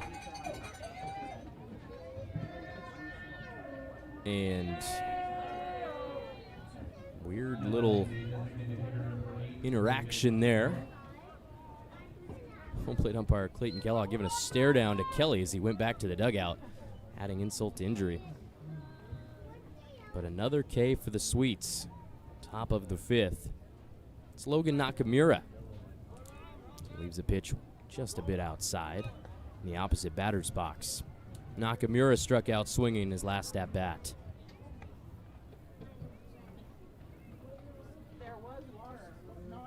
Brandon Goodell, a part of the Willamette Bearcats team. Not their best, ended up last in the NWC. Just 3 years removed from an NWC title. And we've got another arm warming up in the bullpen. I think that's Dax Teixeira getting ready to go. Trying to get his last looks. Lucas Plennert. He's wearing pants tonight, folks. That means we could see him on the mound. Goodell with the 1-1. Curveball. Smacked down the right field line. Foul territory. Walla Walla coaching staff tonight. Leo Rivera in his first year as the head man. Corey Keir, the pitching coach. Brandon Cabrera, assistant coach in his first year as well. And Henry Carson, bench coach and clubhouse manager, actually coaching third tonight. Goodell with the 1-2. Swing and a miss. Got him. How about Brandon Goodell? 2 Ks to start the inning. Both swinging. Nice job to pick up where Yost left off. Everybody hand in hand. Strikeouts tonight. 7 total for the Berries staff. They are holding on to that 5-0 lead. Have only given up the 1 hit. Back to the top of the order we go. Trevor T. of Walla Walla. Takes a curveball. Drops into the center of the strike zone. T from Poway, California, 6'1", 190. And we mentioned his exploits at Colorado Mesa at the D2 level. Batted over 380. Curveball again. This one's 66 miles per hour. Bounced in front of the plate. Ended up near the Berries dugout. Cole Hansen, the battery mate for Goodell. Squatting behind the dish, waits the 1-1, which is flown out to left field. Ranging to get it is Scher in the gap. Makes the catch. And now we'll see, folks. We're going to play the waiting game. 3 up, 3 down. Berries are shaking hands. Let's see if we keep this thing going. This is where we called it last night. AQI is 171. In Salem. We'll take a break as of right now. Come on back. Berries Baseball live on YouTube in the WCL live app.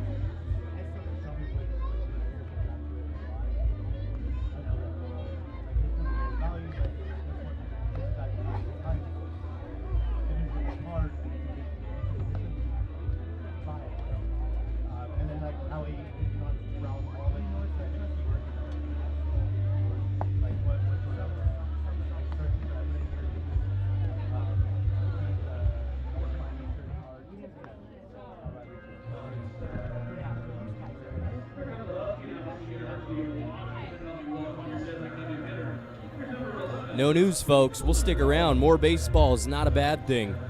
Bottom of the 5th inning. Marion Berries. That will be Nolan Rowe leading off the bottom of the 5th with a 5-run lead against Donovan Jackson. Hard hit line drive. Goes foul on the third base side. Nolan Rowe, 2 balls hit out to left field, both of them right at Ronan Schofield for 2 outs.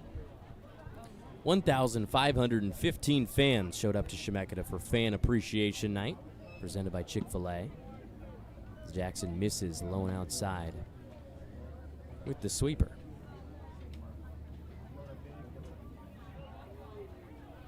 We were talking about the North Division standings. It's a different world. A lot of the teams on the north side of the border in Canada, but it's Wenatchee.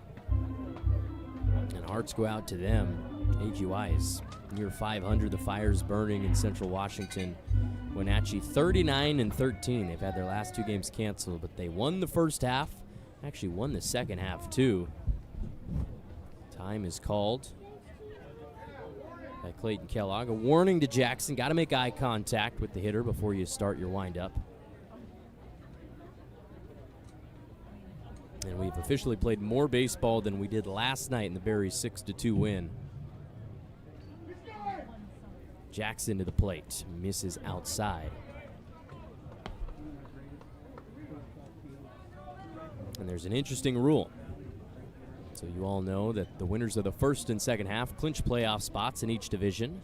But if the same team clinches both the first and second half, which the Apple Sox have done, goes to the second best record in the overall standings for the next clinch playoff spot, and that is the Bellingham Bells.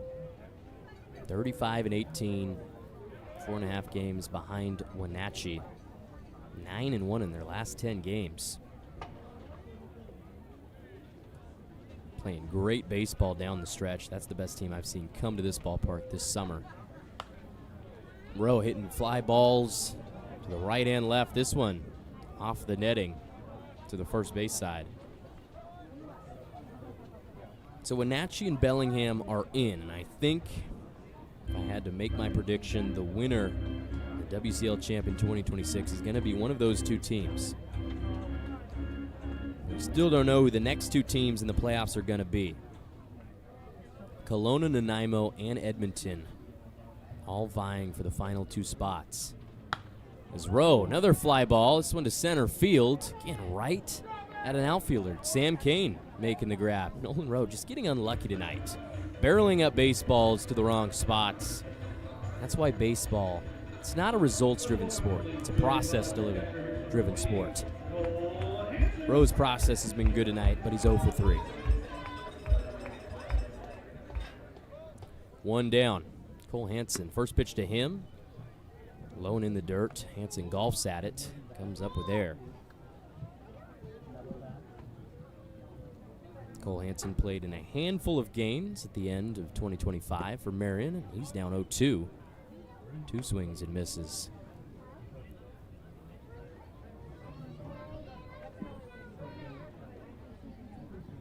He's on the roster to start the year, and he's just struck out on 3 pitches. 3 swings and misses. Jackson gets him with a changeup. Hansen struck out swinging 3 times tonight. He was putting together a good series. 4 walks, had been on base a bunch of times, had scored a couple of runs. Probably not how he wanted to finish out the summer.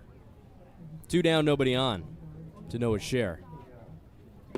Swings and misses. That's 4 in a row. Jackson finding his groove in the 5th inning. We've played an hour and 35 minutes of baseball. Mary's up big. Haven't said that a lot this summer. Marion haven't really been different at home or on the road. They're 10-16 here at Chemeketa, 10-17 anywhere else. But 5 of those home wins came in the first 2 series, the first week of the season. They have been 5-15 at Chemeketa since.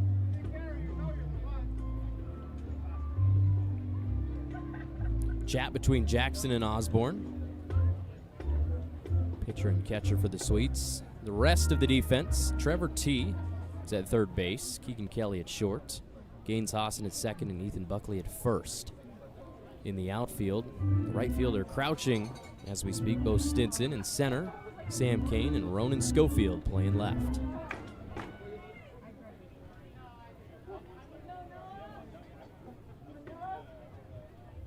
Jackson with the 1-1. Fly ball to the gap in left center. Kane giving chase. That one hops the wall off the Pacific Office automation sign, and Noah Scher strides into second base with a stand-up double. Smacked some life into the Berries. Hadn't scored since the second. Gives them a good shot with 2 down. Second hit of the series. Second hit of the game, excuse me. Third of the series. 2 singles and now a double. He was my berry of the game. Game 2 against Bellingham. 2 for 5 with a double and a single. A couple of RBIs. Weidman lifts his hands above an inside heater. 1-0 to count with 2 down.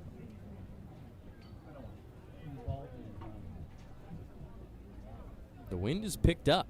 Wonder if that will help us with the smoke, blow that out of Salem, out of Marion County, out of Oregon. Weidman's whiff evens the count 1 apiece. Excited to see if he can replicate what he did in the spring at Butler. Underneath the next pitch by Jackson. 1 ball, 2 strikes. It's going to be hard. Batting .438 with 25 home runs and 70 RBIs. That's hard to do, and he did it at a very high level.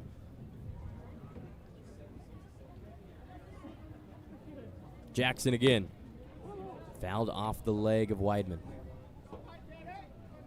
Victoria Harbor Cats, they were in the race as of 2 nights ago, but they have lost 4 in a row. They were 26-22, and they are now 500. Currently in a series against Wenatchee, and those last 2 games have been canceled. Did not have a shot to make the playoffs.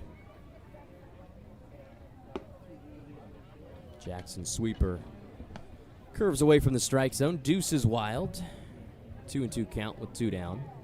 Kelowna and Nanaimo, both 29-24, so their games tonight important. If both can get a W, those will be your final 2 teams in the playoffs for the north side.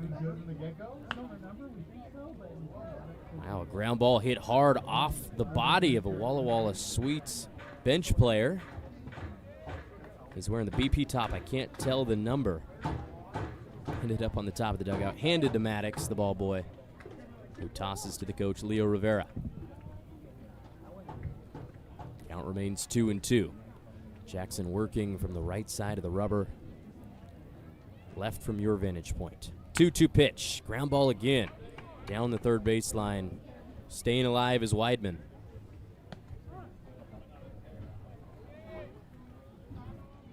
Sun getting low in the sky. We didn't even have the opportunity to see it get low yesterday. Played about an hour and 20 minutes of baseball. 6-2 win. Series currently tied. 2-2 popped up into the air. That'll leave the field of play. Came down right in front of us. The opening, the Minuteman press box. And a fan grabs it, hands it to his friend in front. Fred wanted it. There he is on your screen. But look at him. He's holding 2 souvenirs in his hands. And he's trying to parlay, get another one. Swing a deal. Fred, another fan that we appreciate. The Berries' biggest fan. He's here 2 hours early every single game. He's come out. I don't remember a game that he wasn't at. How about that fastball? A little low. Full count to Weidman. Worked a walk in the second inning after being down 1-2. Trying to do the same thing here. It's full count. 3 balls, 2 strikes. With a runner on second base. Jackson to the plate. Foul ball. How about the one-hand snag by Rivera? Barely moved.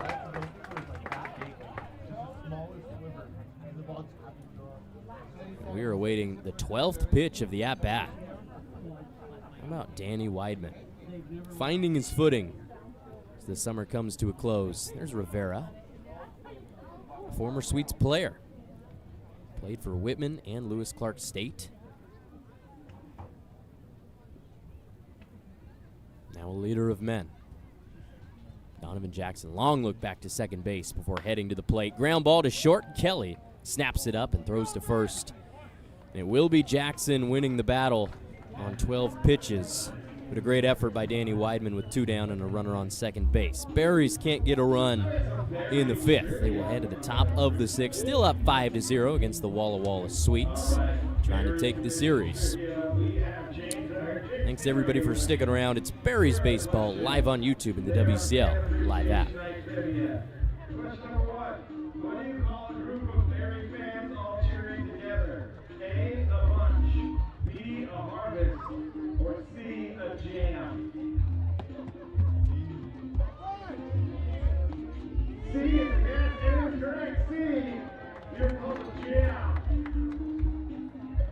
Question number 2, what's the most important ingredient in a Marion Berries game? Home runs, nice weather, or the fan? The fan is the correct answer. And finally, which mascots in sports have the best tie-dye outfits? You better get this one right. The Marion Berries mascots have the best tie-dye outfits. True, you got that one right. Good over James. James got it all right. Well, she was trying to get back to the final over there. Also, to remind you, there's a 50-50 drawing. You can take $700 right now, so you can take home $350 or 350 hot dogs. So, since the 50-50 drawing, go get those over at the info tent. Buy your tickets. Let's get that up over 1,000. Brandon Goodell, great showing, top half of inning number 5. He's earned another appearance on the bump. The lefty is ready to go against Troy Osborne, leading off in the 6th.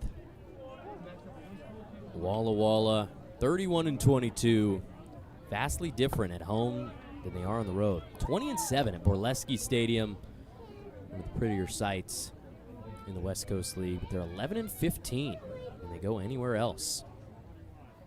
First pitch, a strike from Goodell. So 1 pitch, it's flown out to right field. Matthew Major gets on his horse and makes the grab.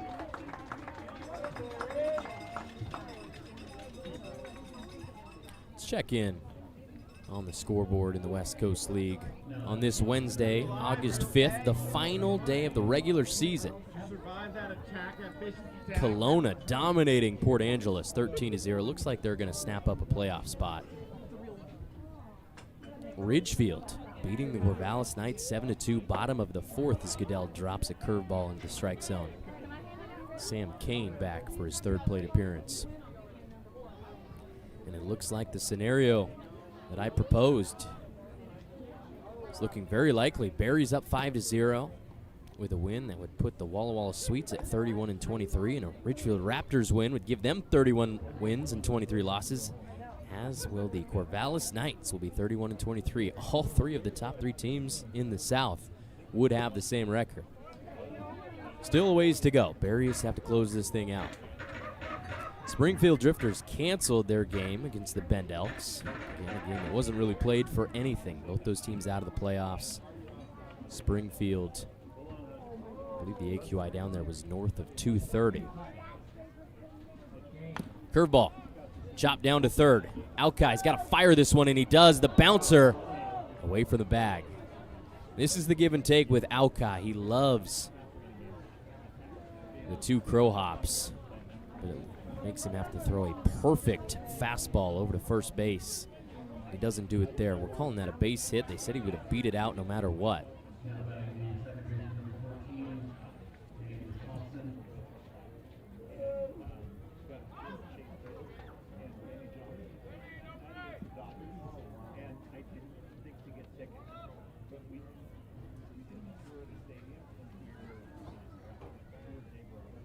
infield base hit for Sam Kane.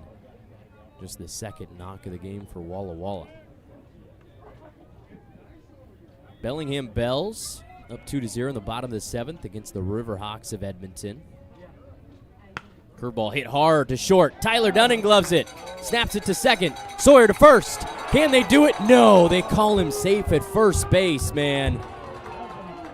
That was a great play. Jacob Fisher not making friends with the fans in the stands. I think they got him at first.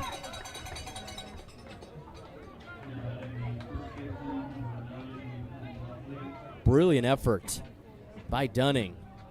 Getting on the ground.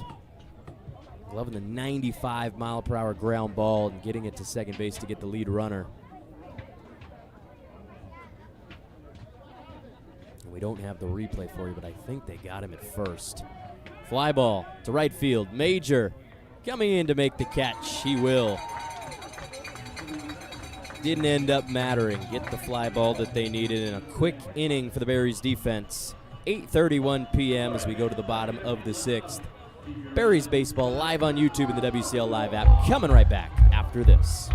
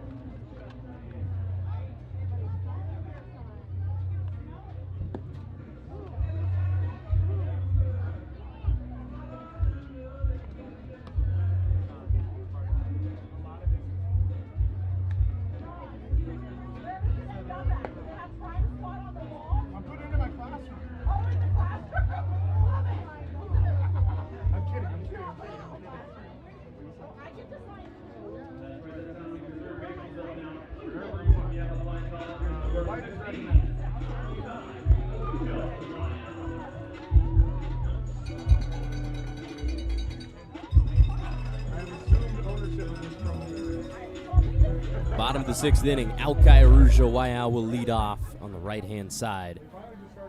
Lined out to left field in the 3rd, and he takes a fastball down the middle for a strike. And I was just told Donovan Jackson, who came in to pitch for the starter, Duncan Boss. As we see the grounder to short, backhanded by Kelly. His throw to first base, it is gloved by Buckley. That's a nice stretch and a nice pick to get Alkai on the 6-3 ground out.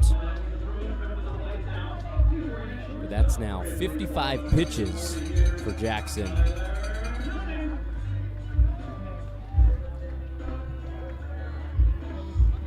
.43 strikes.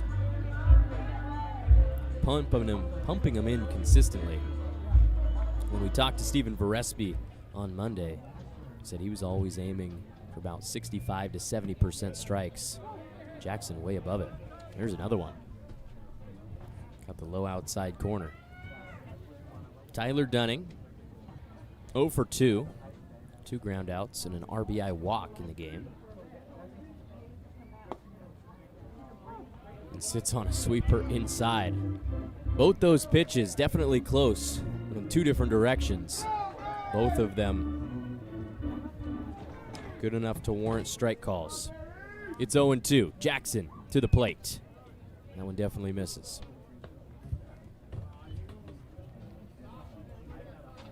The Kamloops Northpaws are down 8-5 to Nanaimo. Again, Nanaimo with a victory would earn themselves a playoff spot.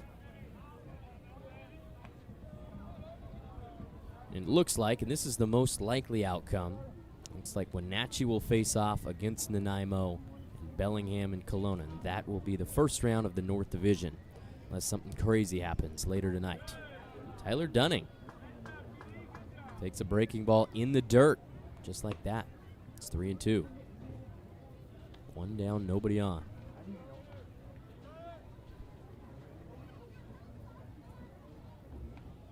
The wind just came out of hibernation tonight. Jackson goes inside to Tyler Dunning.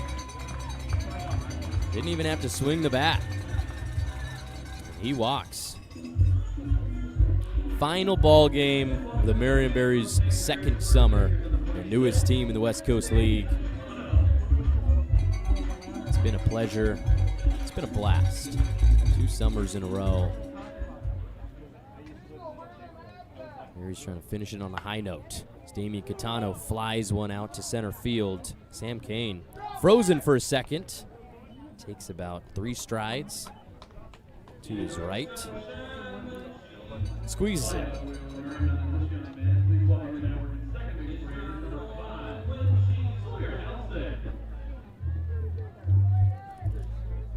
Sawyer Nelson has set a record that probably not going to get broken for a long time. 64 walks in one summer. Previous record was 48. He did that by the end of the first half. 2026 WCL All-Star going to Loyola Marymount. Has a knack for getting on base. Lions getting a good one. Thought about the high fastball. Didn't swing. It's called a strike. Even count 1-1. Dunning leads off at first. Fly ball lifted out to left field. Schofield makes the catch and chucks it back into his cutoff. That's 3 down. 4 batters came to the plate for the Berries very quick. We've been motoring through this ball game over the last few frames. No runs have been scored since the bottom of the second. We will see if that can change. Heading to the 7th inning at Chemeketa Baseball Field. It's Berries baseball for the last time, live on YouTube and the WCL Live app. Don't go anywhere, folks. We will be right back.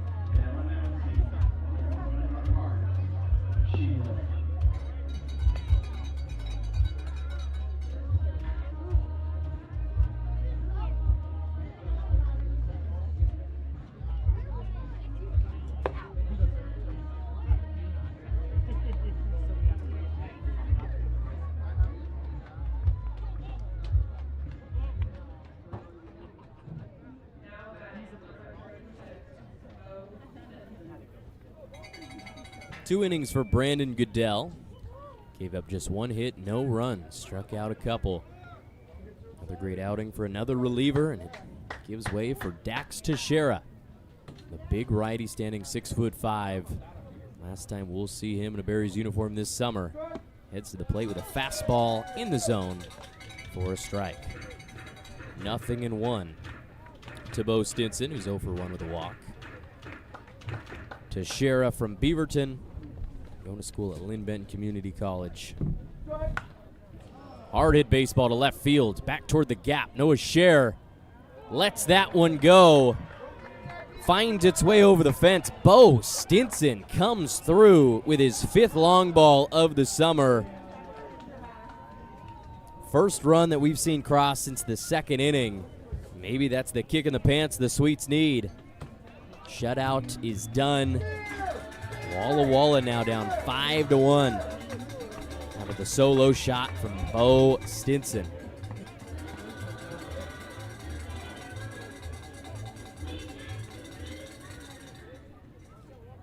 There's a reason these Sweets have won 31 games this summer.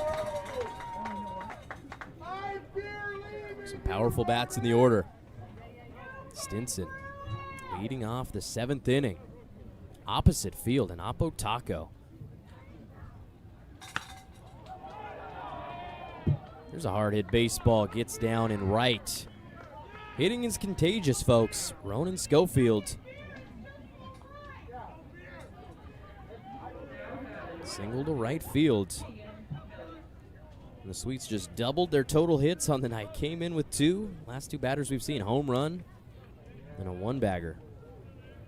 Off of Dax Teixeira. I was just about to read you off his stats this summer before the home run. Still nobody out for Keegan Kelly. Leaves a fastball out of the zone.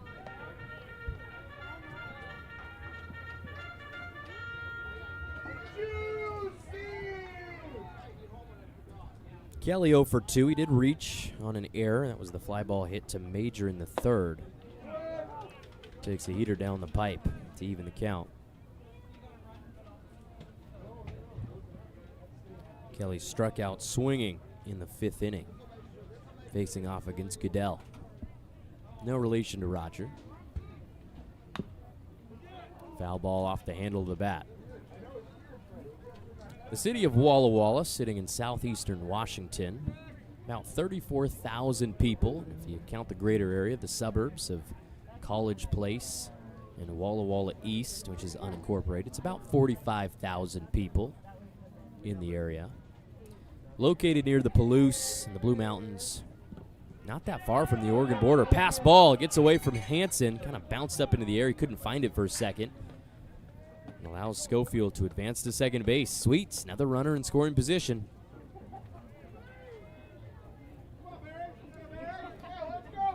The name Walla Walla, the word is derived from a Nez Perce word, meaning place of many waters. Don't know if I would call it that now. Hansen coming out of his crouch to snag an outside fastball. The Lewis and Clark expedition reached the Walla Walla Valley way back in 1806. And they were closely followed by a trading post founded by the Hudson's Bay Company in 1818, 200 years ago. 3-2 pitch, low. Not a great start to the 7th inning for Marion. That's a walk. All 3 runners who've come to the plate got on base. Technically, Bo Stinson rounded every base. Nobody down, 2 runners on to Logan Nakamura. 0 for 2, 2 Ks.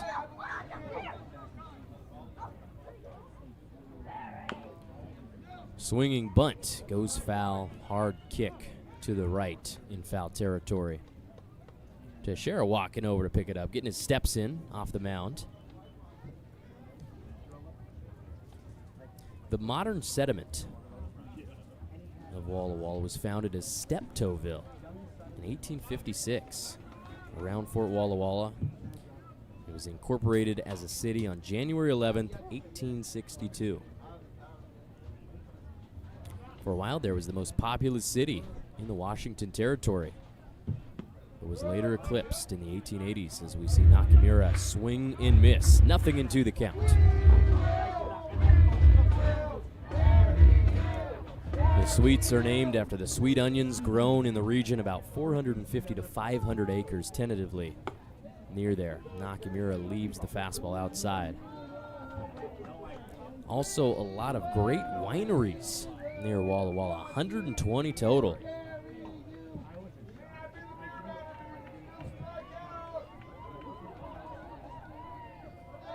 Teixeira the 1-2. Hard hit, line drive to Aukai. Did he catch it?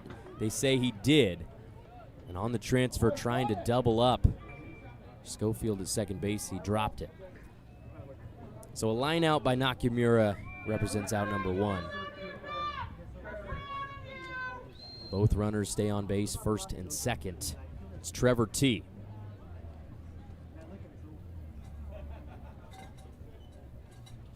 Trevor T has played 42 games for the Sweets, 36 hits, 19 RBIs. He's been walked 28 times, batting .245 coming into today. Tomahawks a ground ball down the third baseline. 0 for 3 tonight, as you see on your screen. Strikeout looking, a ground out, and a fly out.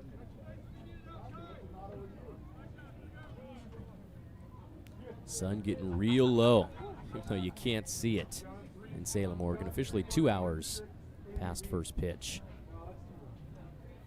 Teixeira with the 0-1 in the dirt. We had some great news in the baseball world today, and if you're a fan on the right side of good and evil, then you were probably happy. The Chicago Cubs were able to sweep the Los Angeles Dodgers, second time in a row. Hard hit baseball past the bullpen. Ends up rolling to the fun zone. 2 strikes to T. Second series in a row, the Dodgers have been swept. Immediately after trading for Tarek Skubal, Red Sox got him, and then the Cubs. Love to see it. Swing and a miss. Strike 3. Dax Teixeira goes with the trickeration. Gets Trevor T fishing and comes up with nothing but air.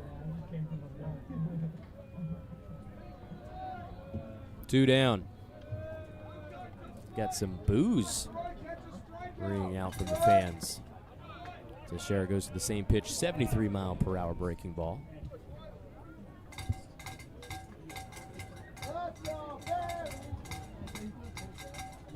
Count 1-0 for Troy Osborne. Another guy who's 0 for 3. 2 flyouts and a ground out. Teixeira going back to the well. Same pitch, breaking away from Osborne. Paints the low outside corner. Los Angeles Dodgers now tied for the second best record in the National League with the Atlanta Braves. It's the Milwaukee Brewers in first. Hard hit ball to Weidman, making the catch above his head. Backpedaling. That's probably not how you teach kids to do it at a young age. Running to your left and then backpedaling behind you. That's all he could do. Statue of Liberty sticking his left arm up above his head and kind of wishing, and it ended up in his glove. Nice play by Danny Weidman to snag out number 3. The Sweets do get a run, down 5-1. We'll let you go for Take Me Out to the ball game, and be right back after this.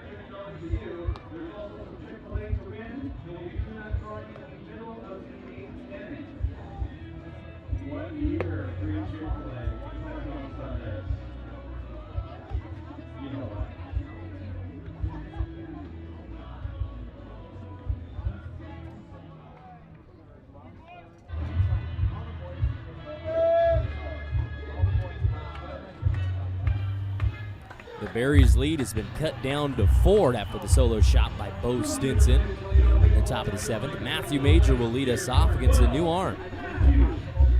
Very solid performance by Donovan Jackson. Did not give up a run.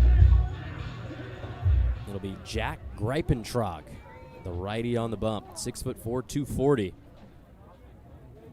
And before he even throws a pitch, we will have a chat with Troy Osborne, the catcher.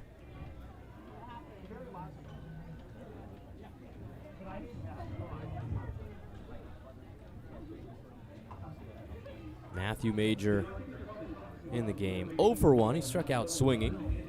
He's also hit by pitch twice. And that extends his team lead to 20.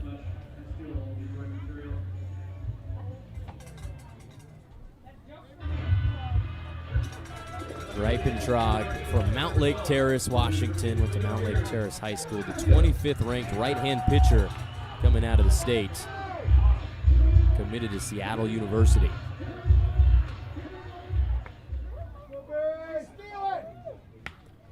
Major up the middle. Snagged by Kelly. It's a good effort to keep it in the infield, but he had no chance to get Major at first. Kelly's had a rough day. Everybody in the middle of the infield, him and Hassan. Weird placement on ground balls and line drives. It's not been fun. Single for Major, third hit of the series.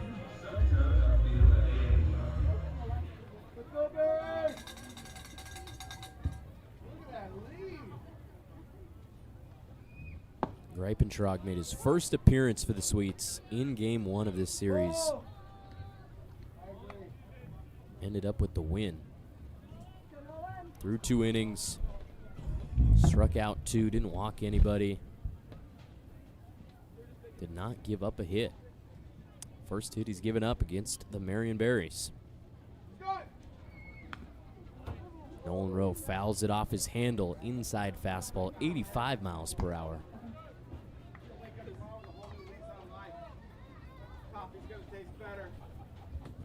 Air quality still deemed fine enough to play. We'll stick around. This is the last chance that we get to watch Marion Berries baseball this summer. Throw over to first. Warning shot to Major. Wearing number 12. Spent 52 games in the number 7 jersey, and yesterday decided, you know what? 12 is more my thing. Hit a 2-run shot. Can't disagree with him. Big old lead. He's heading to second. Throw down. Offline again by Osborne. Majors was going to be safe no matter what. Stolen base for Matthew. Rocketing down to second, and he will be a Toledo Rocket.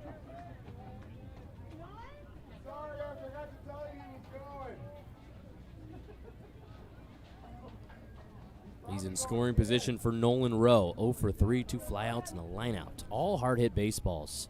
Barreled up to the wrong spots. Takes that one off the shoulder. That made a big old noise. Had to have got him in the elbow guard. Based on the sound, I don't think human bones will make that noise. Another hit by pitch.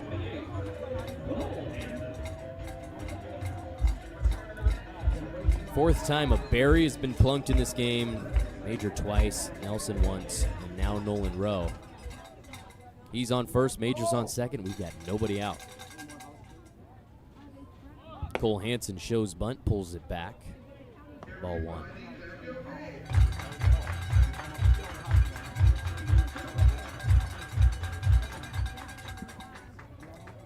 And giving me another reason to love Ross Day, Giants fan, and a hater of the Los Angeles Dodgers. And I don't care who you root for. As long as you root against the Dodgers, you're a friend of mine.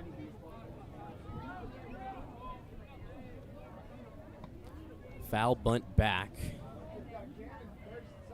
Way up, almost ended up out of play. A bunt. Way too much pace on it. 50 exit velocity, going the wrong direction. The corners have come in, they're ready to go. Buckley up on the green. Hansen pulls back once more.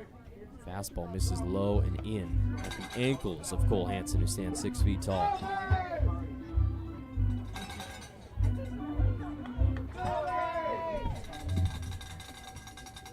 Fan appreciation night. Thanks to everybody tuning in. Thanks to everybody who came out, all 1,515 of you.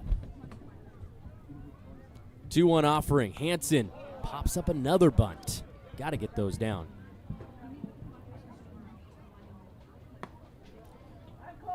Now the objective has changed. 2 strikes. Hansen's got to fend off anything close. 0 for 3 with 3 strikeouts. Cole Hansen now 0 for 5 on the series, 4 walks.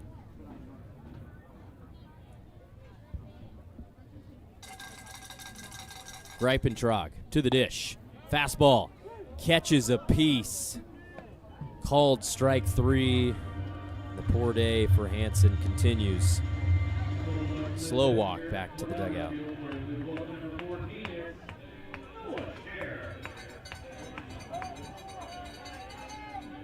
First out of the inning for Walla Walla. It's Noah Scher. Last time we saw him, double to left center field. He's gotten the bat going. Lynn Benton, Roadrunner. Team that finished 3rd in the NWAC this past spring. Swings and misses through an inside fastball.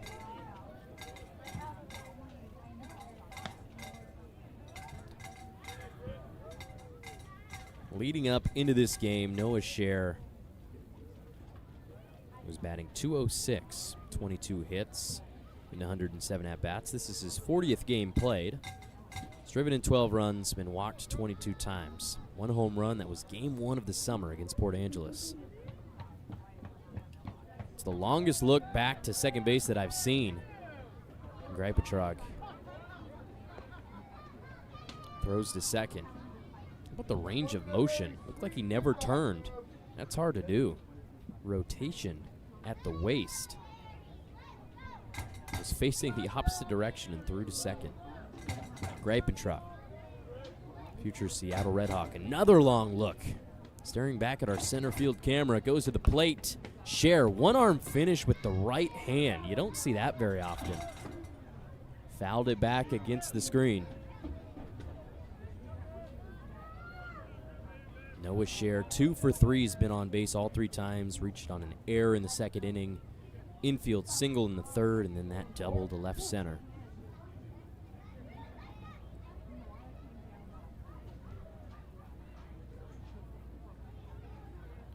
Nothing in 2.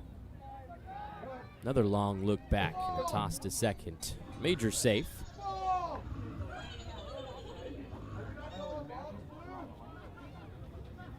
You're going to have to wait till May of 2027 to see any more Marion Berries baseball.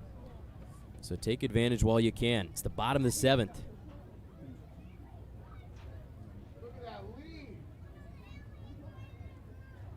Greipentrag infatuated with Major on second base. Pumps in a fastball. It's called a strike, and that's number 3. Scher didn't like it. 2 consecutive Berries struck out looking.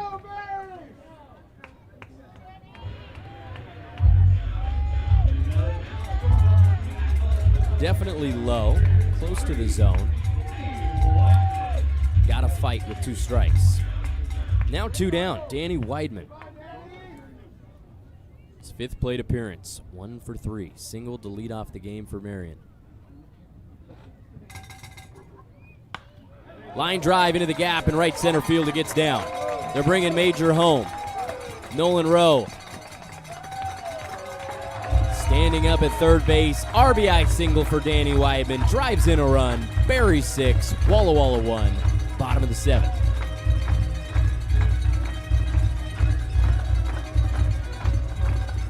Solid knock off the barrel of Danny Weidman, going opposite field. 87 mile per hour exit velo. He's on first base.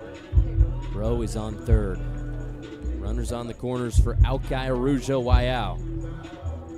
Started 2 for 2. He's lined out and grounded out since.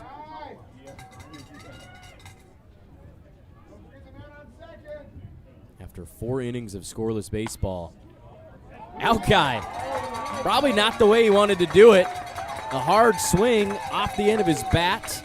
Finds a big old hole in the right side. Ends up in right field. Weidman advances to third. Rowe scores from third base. 2 consecutive RBI singles for the Berries. Alki now 3 for 5 with 2 runs batted in. Gives them a 6-run lead. Not where he was trying to hit the baseball at all. Trying to pull that thing to left. Contact was just right. Snuck between Buckley and Hassan, right side of the infield. Nobody could get there. Trades places, runners on the corners. Now it's Tyler Dunning.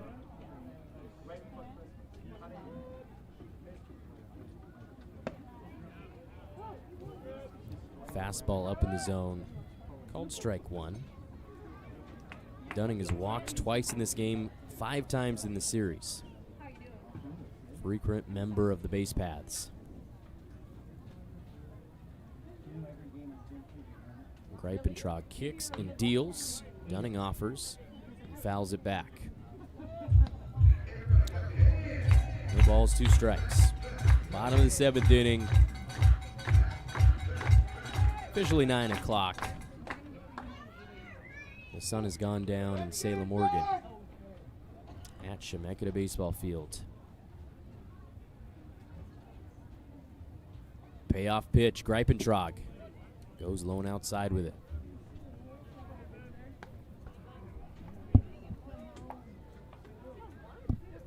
Damian Catano on deck after subbing in for Jake Dodge early in this game. There's a look at our packed picnic deck on the left field side. It's the same thing if you look to right. Dunning. Fastball is up at his chin. Counts even with 2 down, deuces wild. Can't say it enough. We have to thank all you viewers and all you fans for supporting us and the Berries all summer for 2 years. It's been a great ride. 2-2 pitch, Greipentrog. Low outside fastball. Whew. Close. Good eye by Tyler.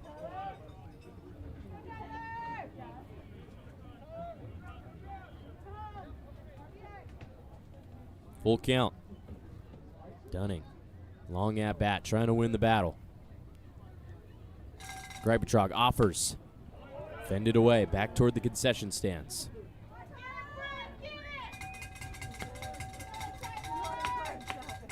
Did not sample anything at the concessions today. I went with the burrito.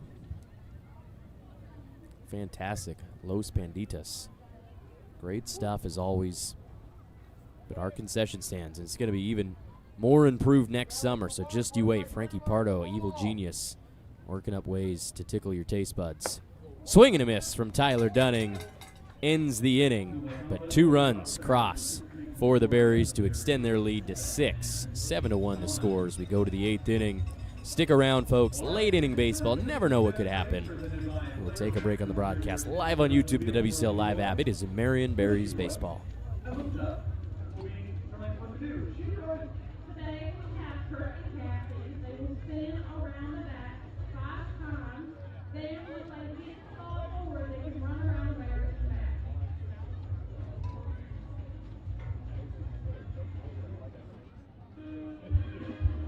Then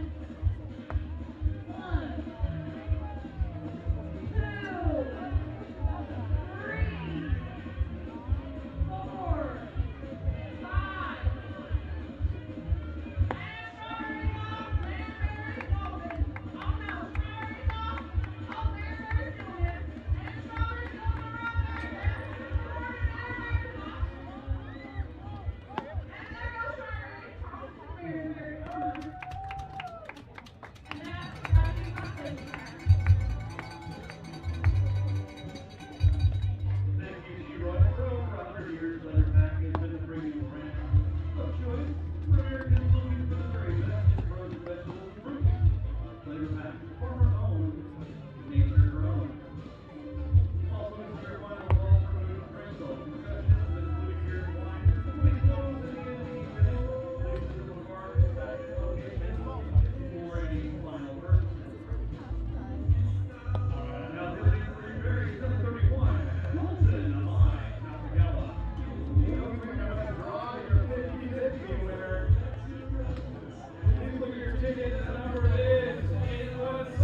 Berries diving deep into the bullpen tonight. Colton Amai Nakagawa, first time he'll be coming out of the pen. He started 9 games this summer for the Berries, leads the team in starts.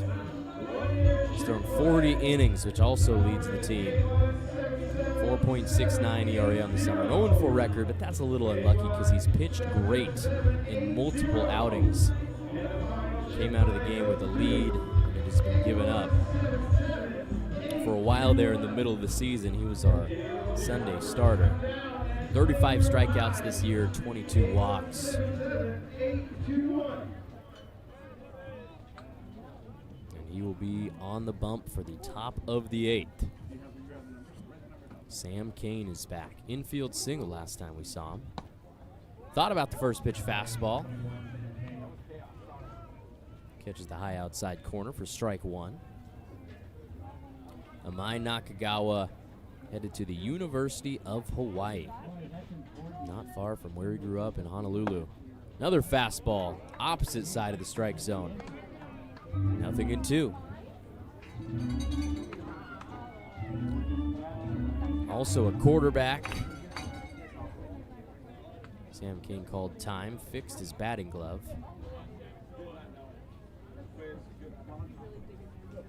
Kane, 5'11", 185, from Reno. Playing college ball. Another guy playing college ball in his home city for Nevada. Nakagawa goes with the 0-2. It's a curveball. Fouled back over the head of our public address announcer, Bobby Merwin.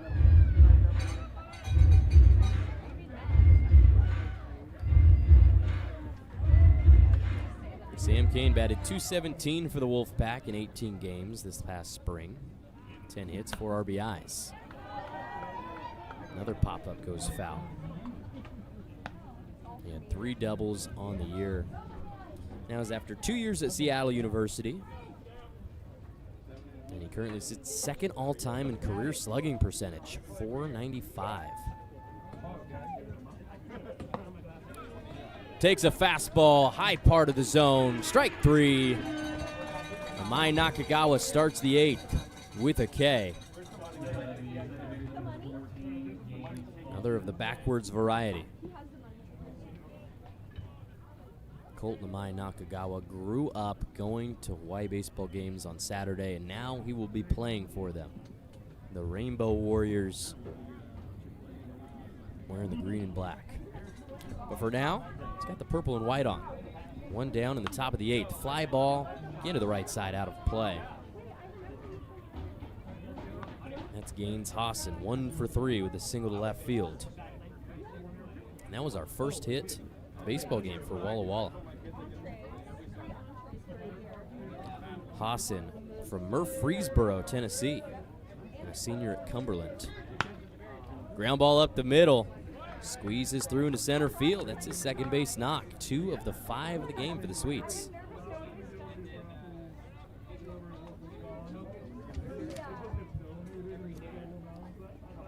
Hosson batted .349 for Cumberland in 2026, and he's a career .356 hitter in 94 games. Already has an undergrad degree in business administration. He's working on his MBA.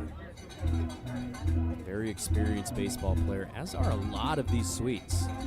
The entire middle of the order, Sam Kane, Gaines Hosson, Ethan Buckley at the plate, and Bo Stinson behind him, all seniors. Strike 1's a fastball, 86 miles per hour.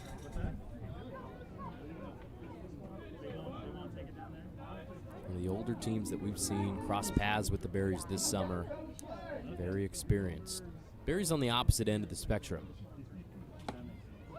Another fastball. High outside corner.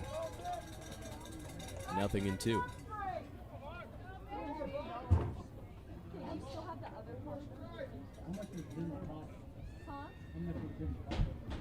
Tossing on first base with 1 down. Nakagawa goes at him. Excuse me, swing. He'll bring it in, goes to first. Gets the out confidently. Might have had a shot at second base if he wanted it, but I like the call by him. Knows he can get the out at first, and he's going to go do so. 1-3 ground out. High bouncer to Alki, the other side of the mound. 2 down to Bo Stinson. Solo shot the last time we saw him. Now 1 for 2. All-time series between these two teams as Stinson fouls one back. 6-5 in favor of Marion. Berries are 2-3 at Chemeketa against the Sweets in 2 years. They are 4-2 at Borleski Stadium in Walla Walla.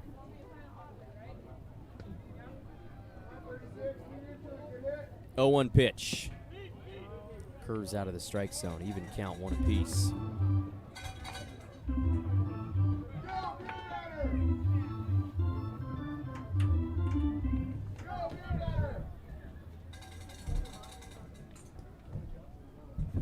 Nakagawa went to high school at University Laboratory, but he played his high school sports for Pac-5. Stinson stuck his butt out the opposite direction, but got his bat on that baseball. Hard hit over toward Veresby Field, which is still up. He's still playing wiffle ball for the final time at Veresby. Definitely going to have it back next summer. It was a hit. We'll definitely have the tape up. Veresby Field. 1 ball, 2 strikes. CAN looks back and heads to the plate. Curveball underneath his glove, up the middle. Ends up in center field, and coming home to score is Gaines Hassan. RBI single for Stinson. Second RBI of the game. He's driven in both Sweets runs. They're not going away quietly, making a fuss in the late innings.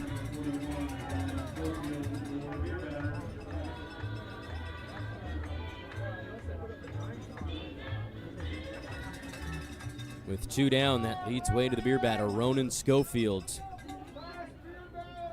1 for 2. Takes the first pitch strike.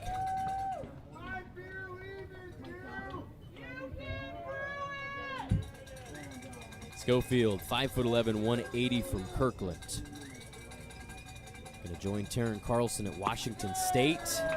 Takes the strike, close to the strike zone. 0-2. Your umpires, Clayton Kellogg behind the dish, Jacob Fisher out on the field. Our last crew of 2026. The Berries boys are shouting beer. Curveball, hammer to the gap in left center, rolling back toward the fence. Noah Scher will glove it. They will hold up Stinson at third. Stand-up double for Schofield. I told you the Sweets not going to go down easily. Making it hard on the Berries. The lead is 5. 3 base hits in the inning. Now 7 for the game. Walla Walla after being no hit through 3 2/3. Time is called, and Coach McCarger strolls out of the dugout. Purple shoes to go along with the purple top. To talk with his relief pitcher in a new spot. Vastly different. Colton Nakagawa is used to getting ready, getting warmed up, and starting baseball games. Done it 9 times this summer. Today he was asked to come out of the pen in the 8th.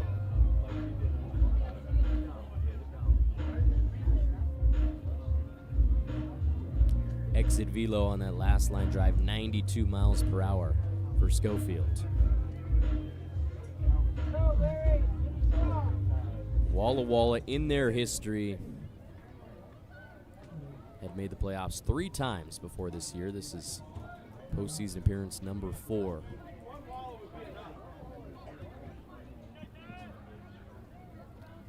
They've played 16 seasons, so 25% of the time they've made it to the playoffs. Made it to the championship game in their 2nd ever summer against the Corvallis Knights. Lost 2 games to none.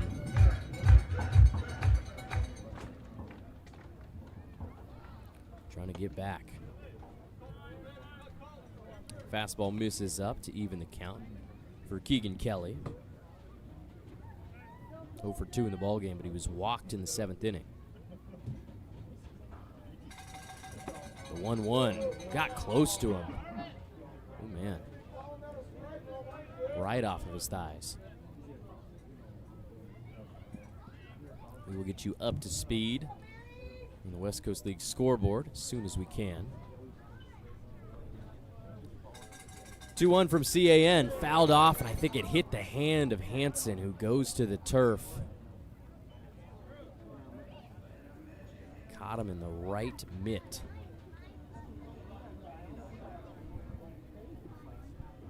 Coach Brock checking on his catcher.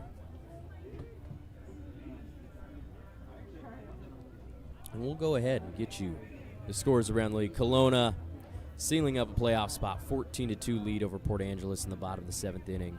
Corvallis has roared back against Ridgefield, up 9-7 in that game. They were down 6 runs.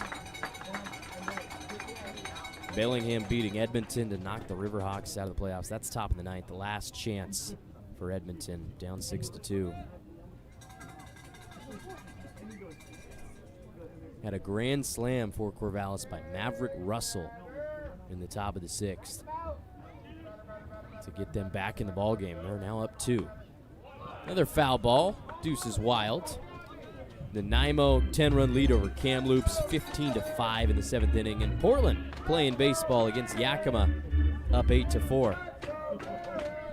Trying to sweep that series. CAN comes set. Kicks and deals. Swing and a miss. Steve right 3. Amai Nakagawa gave up a run, but got himself out of a jam with 2 runners in scoring position and 2 outs.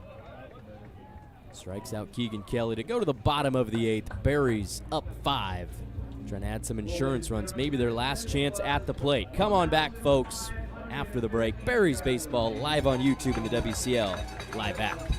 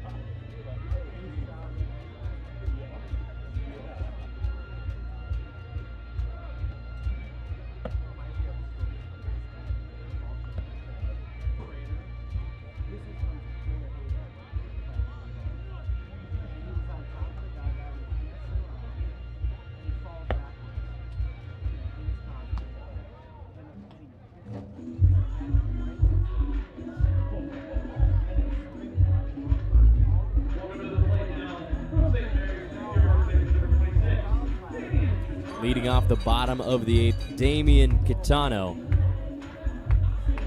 replaced Jake Dodge in the 3rd inning. And since then, 1 for 2 with a single in the infield and a fly out. New pitcher on the bump, Jackson Went, the big righty. We saw him come in relief in game 1 of this series. He started at first base, 2-way player last night. The 2nd-ranked player coming out of the state of Idaho. 2025 from Rocky Mountain High School in Meridian.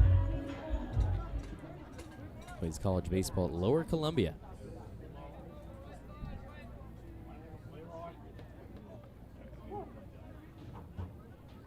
Pitched in a handful of games, too. Hard hit ground ball to first. Snagged by Buckley, who steps on his own bag. We start the 8th inning with a ground out. currently watching the grand slam by Maverick Russell, and that is a no-doubter. As you can see it on your screen, he got a hold of the baseball, and I think it's still traveling. Grand slam to give the Knights a 1-run lead. They would tack on another one. Trying to finish with the best record in the WCL South. I don't think anybody would have thought Corvallis would have done it. Got halfway through this summer. Fastball in the zone to Sawyer Nelson. Now 1 for 3, 2 consecutive flyouts after the 2 RBI single. Went heads to the plate. Fastball again, this one low, 90 miles per hour. Went played 50 games in the field, pitched in 2 of them. Batted .263, 2 home runs, 41 RBIs for the Red Devils. 3 fastballs, 2 balls, 1 strike for Sawyer. The 6-footer from South Salem. You've heard me talk about his exploits time and time again. All-time leader in home runs, RBIs, and stolen bases at the 6A level in Oregon history. Foul tip back into the glove of Osborne. Count is even.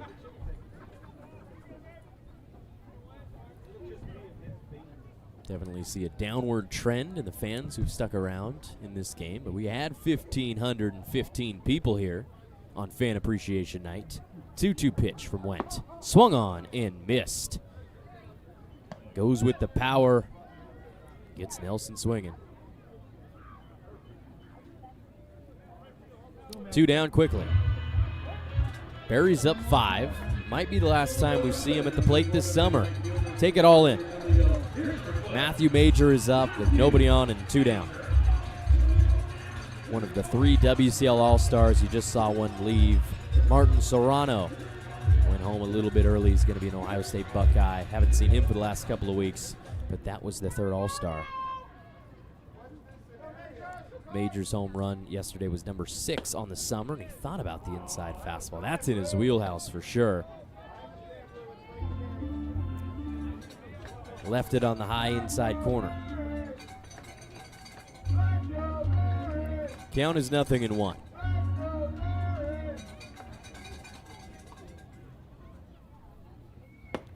Another inside pitch. This one doesn't find the zone. Matthew Major from Troy, Ohio, western side of the state on the way to Indianapolis. Playing his college ball now for Toledo. Excited to see what he can do in the MAC.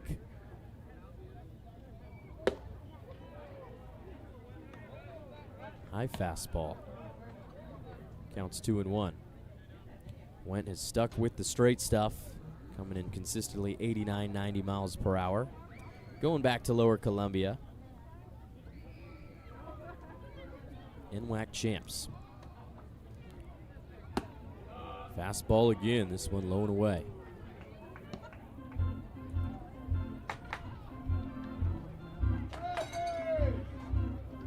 Went 6'4", 230 pounds. He's keeping the Berry boys entertained. 3-1 hitters count to Major, trying to get on base for the 4th time tonight. Swings and fouls back. Another fastball. Just underneath it.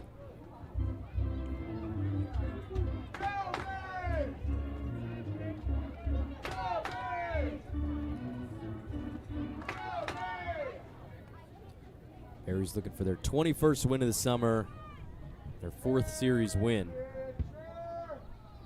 3-2 pitch. Gets away from Osborne. Ball no matter what. Matthew Major on the outing. 1 for 2. Infield single, a strikeout. 2 hit by pitches and a walk. He's gotten on base 4 out of the 5 times.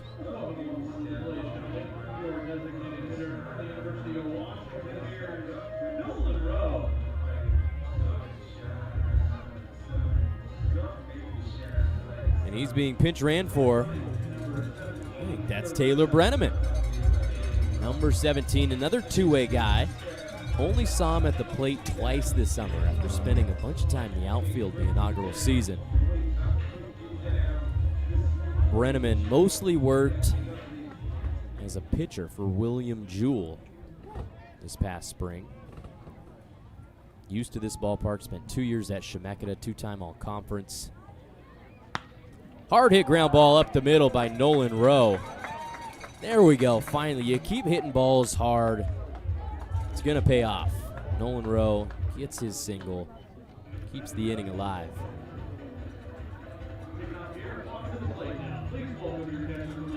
I believe Nolan Rowe leads the team in numbers worn this summer. Started with 36, spent the majority of the time in 36. Tried to change to 8.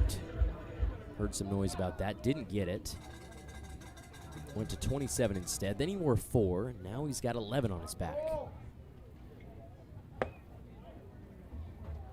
High pitch to Hansen, out of the zone. Nolan Rowe talked about his time at the University of Washington this past year. Really enjoyed it, and he's excited to go back. His mother, Jennifer, a UW grad, Husky fan growing up. Ground ball goes foul outside of first base. How about Buckley ranging over, getting the steps in late in this game? Definitely going to sweat off some poundage. Feels like we're in a sauna. 9:26 p.m. The temperature, according to Apple Weather, 75 degrees. Feels like 74. I don't believe that for a second. Counts even 1-1. Fastball. Catches the outer half of the strike zone. Cole Hansen's 0 for 4. He struck out swinging 3 times and he struck out looking once. Let's see if he can turn his day around. All it takes is one base knock. He's got a runner in scoring position and 2 runners on with 2 down. The 1-2. Chopper to second. Brought in by Hassan. Moves it to first base, and that does it. 8 innings in the books. Might be the last time we see the Berries bat this summer. You better come back, folks. Top half of the 9th is coming up. Berries with a 5-run lead, 7-2 over Walla Walla. Don't go anywhere. It's Marion Berries baseball live on YouTube in the WCL live app.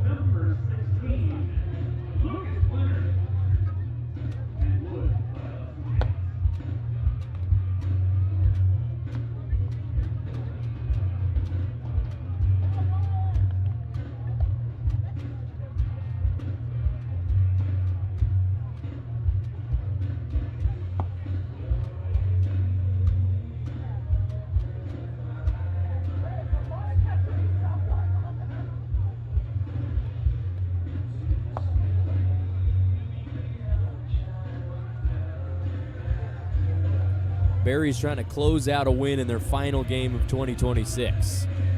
We've got the closer on the bump, Lucas Plenard. He was wearing shorts on Monday and Tuesday, but he's all business and ready to go today. Got the white pants on.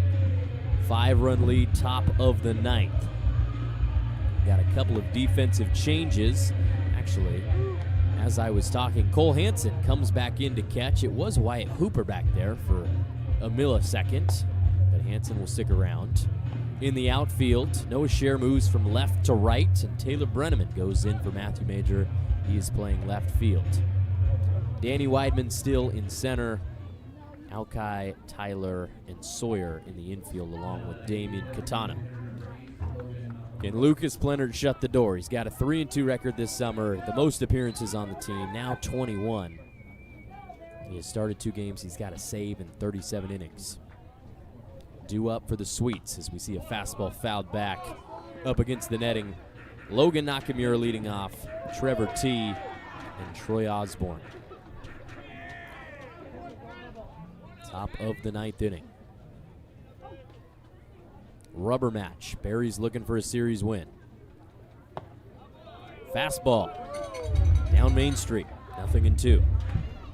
Fan appreciation night. Can't say it enough. I've said it a bunch of times, but I'll keep beating that dead horse. You guys are the reason we do it. We enjoy you tuning in. We enjoy you coming out to the ballpark. Bringing the energy as Lucas Plenert gets Nakamura looking. Fastball in the zone. Backwards K, 1 down. Berries are 2 away from a victory. Now batting the third baseman, number 31, Trevor T. Now we go to Trevor T. Hasn't been his best last 2 days. 0 for 5 in the last 2 games with a walk. Struck out twice tonight, grounded out and flown out. Plenert, fastball. Fly ball down the left field line. Taylor Brenneman ranging over to make the catch at the foul line. Haven't seen him out there at all this summer, but he's a fantastic outfielder. William Jewell could use him. I think we do have a pinch hitter. Let's do some digging. Number 23 for Walla Walla. Ethan Belcher is who we have.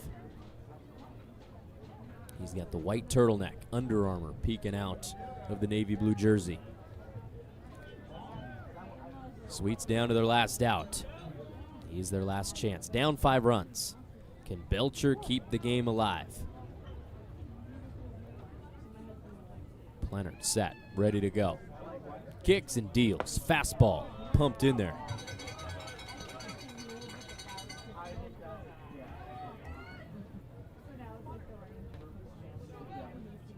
Belcher, class of 2025 at Walla Walla High School, a hometown kid. Leaves that 90-mile-per-hour fastball way out of the strike zone. Ends up at the backstop. Belcher, a 6'4" catcher.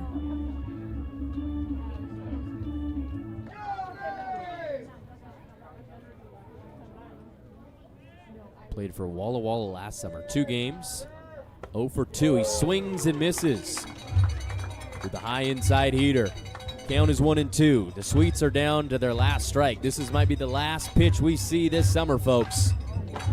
Hopefully you're on the edge of your seat. Lucas Plenert comes set.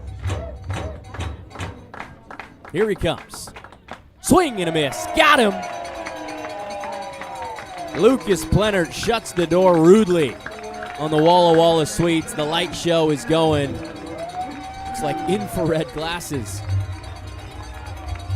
The Berries secure the win in Game 3, and they win the series outright, 7-2 on Wednesday, August 5th, 9:33. Didn't quite reach 3 hours of game time. Exactly 2 hours and 48 minutes. The guys are hugging. They're getting high fives. What a summer it was. Probably not what they wanted to see wins and losses wise, but the vibes were there. We had a great time, and we thank everybody for coming out. Berries 7-2, 11 hits tonight. Gave up 7 by Walla Walla. 3 errors total, 2 for the visitors, 1 for Marion. They jumped out to a 5-0 lead in the first 2 innings. Nobody scored until the 7th. It was the Sweets. Solo shot by Bo Stinson, then 2 runs added by Marion to really take back the momentum. And they get the win. Berries finished their second ever season 21-33, 11-16 at home. They were better here at Chemeketa than they were on the road. Love to see it. Walla Walla falls to 31-23. 20-7 at home, 11-16 on the road. They will be the 3 seed. Their season continues. They've got a long drive back to southeastern Washington. We wish them the best. Hope they have some safe travels. Quick look at the scoreboard before we jump off. Kelowna is going to win against Port Angeles. Corvallis, bottom of the 7th. I advise you, when I sign off, go tune into that Raptors stream. Knights and Ridgefield. 9-7 lead for Corvallis. That's going to have some implications. Bellingham beats Edmonton, knocks them out of the playoffs. The Bells will be the 2 seed in the North. Nanaimo 15-8 over Kamloops. North Paws not dead yet. The Pickles are beating the Pippins in a meaningless game. Pickles will be the 4 seed no matter what. Yakima out of the playoffs. Well, that does it, folks. I had a great time. I hope you did as well. 54 games in the books. It was a great experience, as always, at Chemeketa Baseball Field, at this very ballpark. The guys are great. The fans are great. We appreciate you. We appreciate your time, and I hope you appreciate us too. For the final time in 2026, hoping you all have a good night. It's Cole Weber signing off from Chemeketa.